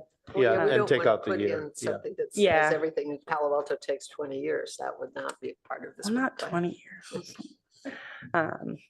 Okay. And that will get at the community engagement piece. So we're suggesting removing the 2024 to 2025 and just leaving it with the goal, vision of a complete, or No, I mean, I think the work of this ad hoc falls within that, okay, the within that 1 year timeline. timeframe. Yeah. I think for this one, it's going to be ongoing. It's not Yeah. something that's going to be done in Right. Q1, Q2. So Exactly. I think that's acceptable. And then I have comments from Commissioner Greenfield on the state mandated column, which was for Parks Master Plan, Goal 1, Mhm. policy 4.A. And another note says identified priority major project. Well, thank you. Can you repeat that last sentence? Identified priority major project. Okay. Any other comments on the Wellness Center? Okay, moving on to playing fields and racket courts. And that is Commissioner Cribbs, Vice Chair Freeman, and Commissioner Way. Okay, I can jump on that one. The beneficial impacts, the efficient and successful, well, let's start with that. Playing fields and racket sports, and we'd like to kind of talk about whether or not that is something we want to keep together or potentially split out. I know we're trying to reduce the number of ad hocs, but it might be a bigger thing than combining them, but we can leave it up for the discussion. Review and recommend updates to playing fields and racket sport policies, including synthetic turf replacement strategy, including tennis and reservation policies. Some of the beneficial impacts to look at the efficient and successful replacement of the end-of-life synthetic turf fields, so that we might want to expand on. The optimized access to city playing fields, proactive field management, and fair and equity tennis court reservation system that promotes wellness. Timeline for the ad hoc fiscal year 24-25, quarter 1, quarter 2, and then 24-25, quarter 3 and quarter 4, and complete the review of the court reservation policy. I think we're hoping that would probably happen more in the 24 quarter 3 timeframe. Resources needed, moderate staff time. The measure of success would be meet with playing field stakeholders, successful replacement of the end of life synthetic turf field contingent upon CIP funding. I think we might need to change that to look at the successful completion of the plan to look at whether or not synthetic turf fields are should be replaced. Court reservation policy update recommendation if warranted. So some of the high priorities would be work with staff to review and recommend optimum synthetic turf replacement strategy. Meet with stakeholders periodically for feedback. Work with staff to review current USTA resident requirements as it relates to reserving court space in Palo Alto for non-residents. Then work with staff to convene and support the joint task force for racket sports. Then the lower priority would be meeting with stakeholders for feedback, review field or court reservation systems, and use policy and recommend an update as appropriate. So some of these things will need to change based on kind of what's happening on the synthetic turf field. So I don't know if we might want to make those changes now, but Ann. Yeah, so Go ahead. to follow on that, when we wrote this, the issue of the turf fields had not come up yet. So we were treating it that way and thought that that had almost been put to rest because the fields were at purchasing and all of that. And so that has stopped now. And we want to make sure that we work with Adam to support him as much as we can, because we feel like this is going to be a big discussion, both the turf field and also the tennis and pickleball policies. And the stakeholders committee that we all agreed would get convened, and it's been a while, and so that's still in the works. And there are a lot of staff that has to do with these two meetings or these two initiatives. So I'm wondering if we should raise the staff time to high, just so we're aware of how much it's going to take, because for the fields, all the park people really need to be involved. I don't know, I would leave that obviously to you, Kristen and Steve and Sarah, but it seems like from here that might be a good idea. And the same thing with tennis and pickleball, because there's some things. Yeah, I think both of these are high impact staff involvement and stakeholder involvement. As we know, the tennis and even pickleball is becoming more of an issue, especially with tennis, where just hearing some of the complaints about more USTA taking over the fields in the tennis courts in Palo Alto. And if you look at most of the roster of the people that are on those USTA submissions, almost none of them have any Palo Alto residents. So that's something that we need to try and figure out the best way of addressing that. And that is going to take going through reviewing the policy, getting stakeholder feedback, and all of those will involve staff time.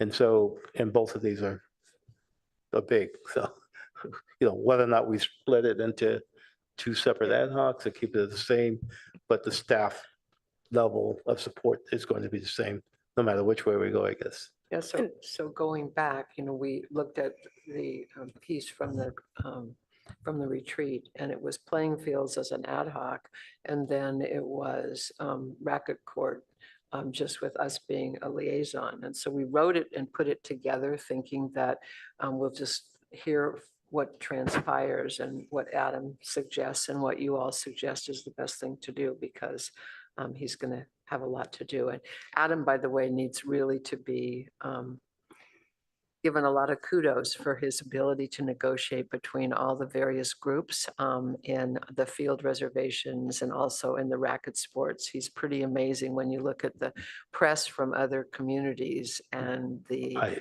pickleball and tennis wars. Yeah, So I we're fully- really lucky. I wanted to say that Yeah, as part I of fully it. support that. I think if you didn't have Adam, I mean, he's done a really good job of keeping it below, it's more of a heat level instead of a fire level.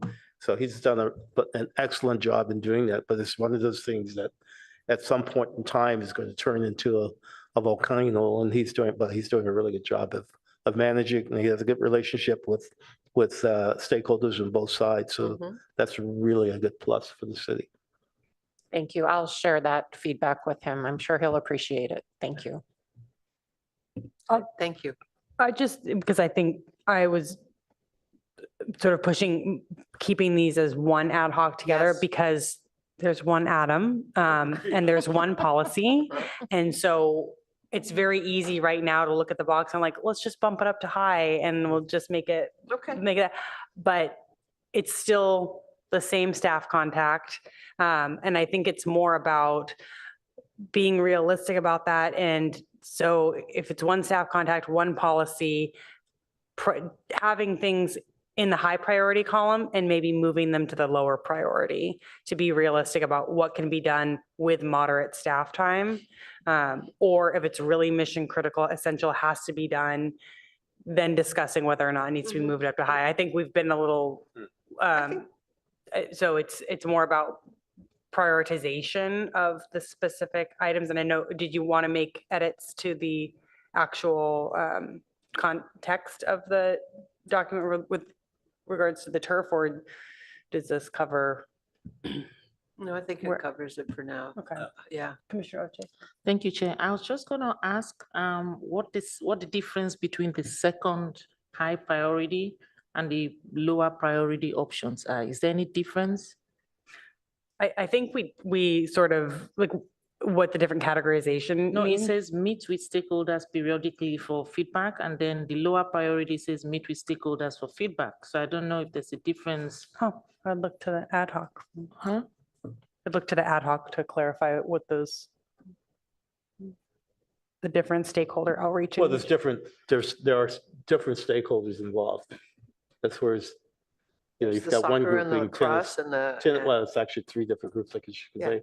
You have tennis, you have pickleball, and then you have soccer, and even baseball and softball there as well. So I think when we say stakeholder feedback, that could be, depending on which group you're interacting with at that particular time, about whatever that event might be or issue might be at that point in time. So I think they have to be. I think she's saying it's, Do we need it's to listed in both, specify Oh. if it's in both repetitive? columns. Both sentences? Oh, I Chair? see what you're saying. Okay. I think the first one is the fields. Oh, Under high priority, the first one is stakeholders related Yes. to fields. And Okay, the fields. second one is related to courts. That would Got be it. my assumption. okay. And then if I may, I also wanted to talk about the staff liaison. So Adam is really the one related to courts. I think he will, and his counterpart at Cubberley, Chase Hartman, will be involved a lot in the outreach to the field users, but Parks will really be the ones leading the study and any other follow-up direction from council on whether we convert fields to grass or not. So I think the division of labor will be spread across both parks and recreation, particularly for the field work. Do we want to specify that the previous high priority one is focused on fields and then the second one on courts? Because the lower priority reads review field or court reservation systems.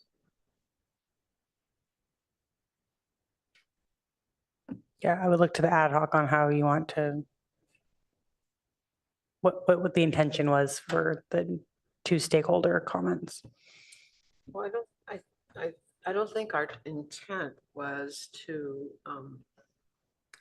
push down to a lower priority the tennis and pickleball and tennis reservation system with USA Tennis, just because there are some pretty pending issues there. So I thought we.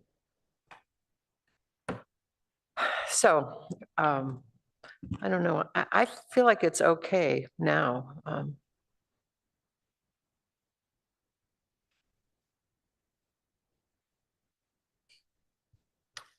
Any other comments on this item? From staff, commissioners, and this is our final item on the work plan. So is there any other comments on any of the other ones now we've gone through them? Great. All right, and so this is an action item. So we'll need a motion to approve. I would make a motion to approve the work plan. Thank you. I have a second. Inconsistent. I'll second. Great, thank you. I'll have a roll call vote, please. Chair Brown, Yes. Vice Chair Freeman, Yes. Commissioner Krebs, Commissioner Kleinhaus.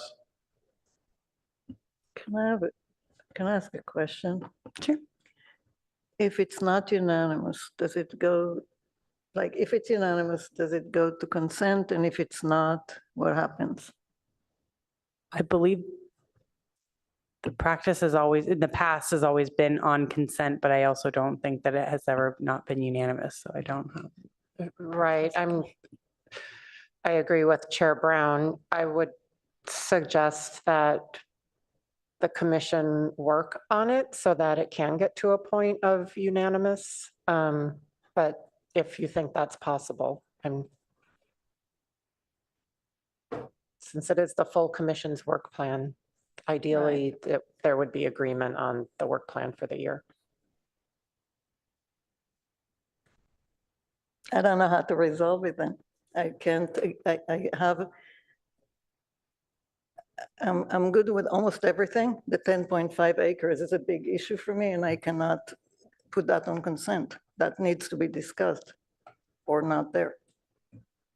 Well, I would say that there would never be a time where something is developed on the 10.5 acres that isn't first reviewed by this full commission and a recommendation made to council and then council approval. So I understand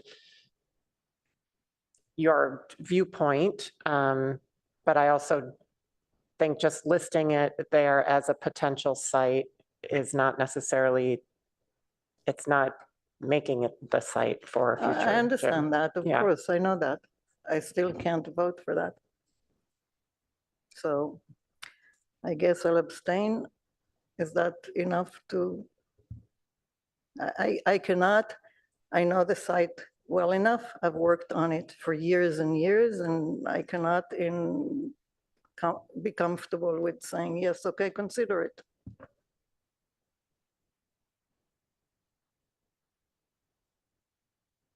So I'm abstaining. All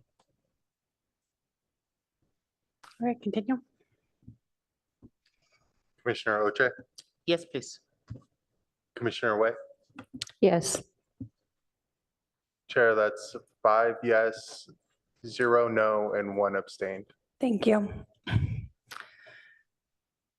All right, we'll be moving on to the ad hoc committee and liaison updates, and we will be working with staff to post the updated liaison and ad hoc assignments with staff assignments to them. So those are not on the website right now. We have the assignments from the retreat. But currently, until our work plan is approved by city council, we're still on the prior year's ad hocs and liaisons. I know everyone's excited to get started on the new ones. But so my intention today was when we were doing the ad hoc and liaison updates would be from your sort of your prior year's assignments. So are there any reports? Commissioner Oche? Ours is very brief. We just wanted to mention that we'll be having a meeting with Adam and Christopher, hopefully within the week, to discuss, get the alignment on what the next step should be. The youth council their term is currently ended. Hopefully we'll be able to ramp up back again. I'm very excited that it doesn't just cover, the new liaison doesn't just cover youth council, what extends to the youth. I'm looking forward to great opportunities because I really, really, really want somehow, figure out how we could create opportunities through mentorship. I'm looking forward to that. I think it's important to consider intergenerational learning. I don't have all the answers, but I have ideas that I am hopeful we'll be able to explore and also make sure that our youth are making the best use of their time and learning from seniors and things like that. I don't know if you have anything to add. I know Commissioner Wei is very, very, very, very excited and passionate about mental health. So if you want to add anything before you add, I just also wanted to mention that the Palo Alto School District came up with a very great training. I spoke to the facilitator. I don't know if other commissioners are interested or if we want her to come make a presentation or something like that. So just putting that out there and yeah. So I don't know if you want to add anything, Commissioner Wei. Yeah, not much in line with what you're saying. I'm still on the mayor's youth mental health task force, and we're concluding some recommendations right now as we speak. And at the same time, and I still hope the park can be a space for youth performance, theatre, singing group, and which is a common practice in especially England. Shakespeare in the parks, very common in the summer. And we in California have 10 months we can do that, and they can only do a month, not maybe 2. So we want to leverage our parks for enhanced youth mental health, and probably can propose some ideas. I understand staff is very overburdened. Most of the times we do need more money, funding, and instructors. I appreciate what Kristen said of all the challenges we have. Thank you. Any other reports? Vice Chair Freeman? Yeah, I just want to give an update as being the golf liaison, I guess. Status of first tee, the agreement is still being discussed further, and the changes still need to be discussed internally. And so hopefully by the next meeting, we'll have more to report on that. So that's still out there. As far as the wetlands compliance update, city continues to work with the ecological consultant to develop a conditions assessment report. I guess they've spent several field days observing the plants in the wetlands, both before the late spring rain and post rain, to observe spring plant growth. And they've scheduled more field days for further assessment. And they're hoping, I think, hoping that that'll be completed by, I think by summer, so. We don't have a definitive timeline on that one yet. So the wetlands, next is completion and receipt of the condition assessment report. And so it's anticipated that this summer that will be sent to the water board. So that's kind of the update on that. That's pretty much it from golf. Commissioner Krebs? I have a list. Okay. Starting with Cubberley, today evidently was the day of the mediation. So hopefully we hear something soon. I understood it was to be the 28th that the mediator was going to meet with everybody and there would be a decision made. So we're all looking forward to that. In terms of dog parks, the chair has been very busy with all of this, and I think we haven't had a chance to talk about dog parks, but I would just like to note for everybody that the master plan still says that we need a dog park in North Palo Alto. And I hope that we'll be working on it in the next couple of months. So that's dog parks. The golf and First Tee, just to add to that, I want to reiterate that First Tee is an amazing organization, nationally renowned to do wonderful things for kids and golf. Really, really important to have it in our community. And I feel like this agreement has been in process for 4 years. I think it was in 2020 or 2021 that we were first introduced to the idea of the First Tee. And I just can't understand why it's taking us such a long time. The skate park is another one on my personal list because I had the great pleasure to be involved with the skating community way long time ago when I was a staff member on Palo Alto Recreation when the first skate park was built. And when the stakeholders came to us this time or to the city council and said, gee, we'd like to fix the skate park, that too was 4 years ago. And I believe that the young man who is the leader of the band is now at Boulder and finishing his freshman year. And so it seems like anything that would turn off young people from community service is the length of time that it takes for things to happen. And this is not on anybody, but I feel like it's almost on me that I couldn't push it through to get something done. So I'm hopeful, Sarah, that we can meet. I can give you whatever background I have, and I'm going to sign Vice Chair up for background too, since he was on the ad hoc committee with me or the liaison. But I think it's really important that we honor the youth who come to us with an idea and funding and all of that and help them get their projects through. And then finally, talking about youth, and I don't think this is certainly with the Youth Council, but I had the pleasure of having a tournament for pickleball at Mitchell Park this weekend. And it was actually pretty fabulous to see 400 people over 50 playing pickleball really, really well. It was pretty amazing. However, on Monday morning, we got to the facility to find out that Mitchell Park had been a victim of the egg wars. And that is something of some kind of a tradition in the high schools where people throw eggs at each other in the park or other places. And eggs they're very destructive and they're very hard to clean up. So in this day and age where we have people who are hungry, it feels like we shouldn't be throwing eggs at people in our parks, and we shouldn't expect the Parks Department to clean up after them. So I just wanted to share that with you all because I think it's really important for hopefully the school to take ownership of that and call the Community Services Department and say, how can we help? So I would just pass that on to you, Kristen. So thank you. And I think that's it for me today. Thank you. Oh, yes.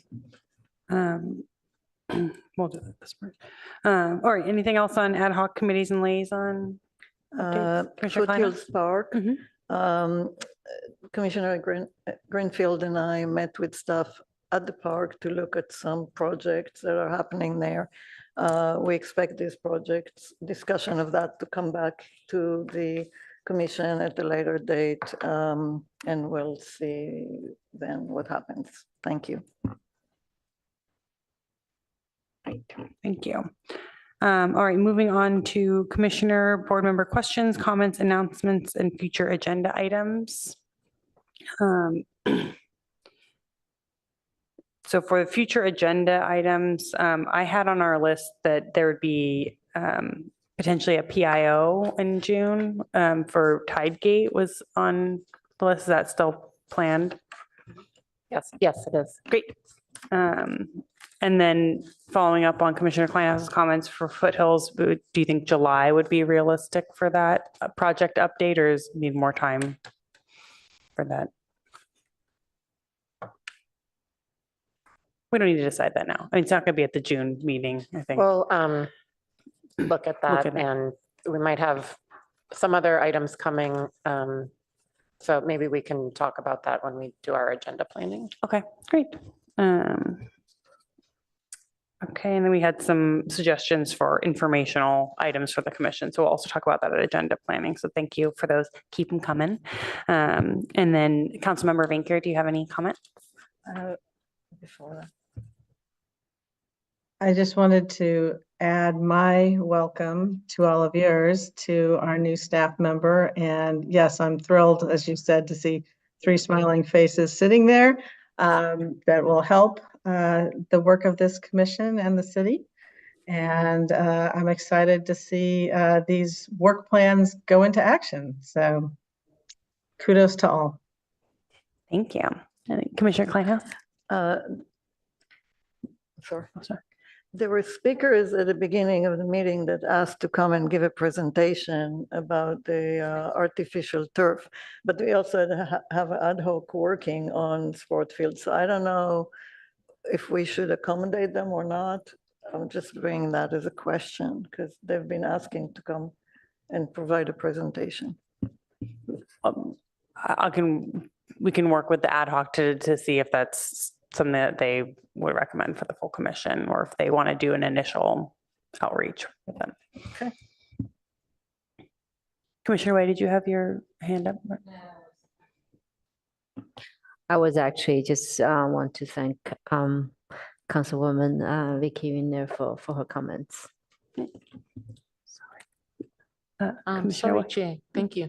I'm not too sure if we clarified. Do I go ahead and talk to the mental health person? What should the next steps be? I'm not too sure I got the clarity. We'll work with staff. Okay. Vice Chair Freeman and I will talk with staff about agenda planning for the Okay. upcoming meetings. Okay. I just knew that the PIO was on there for June, and I just wanted to confirm at this point Awesome. that was Okay. still the And also schedule. the tough one, because there were several speakers at the beginning of our meeting. We had feedback from community and residents about the artificial turf. So- Yes, yeah. Okay. So I'll have them work with the ad hoc. Awesome. Yeah, Thank you. yes.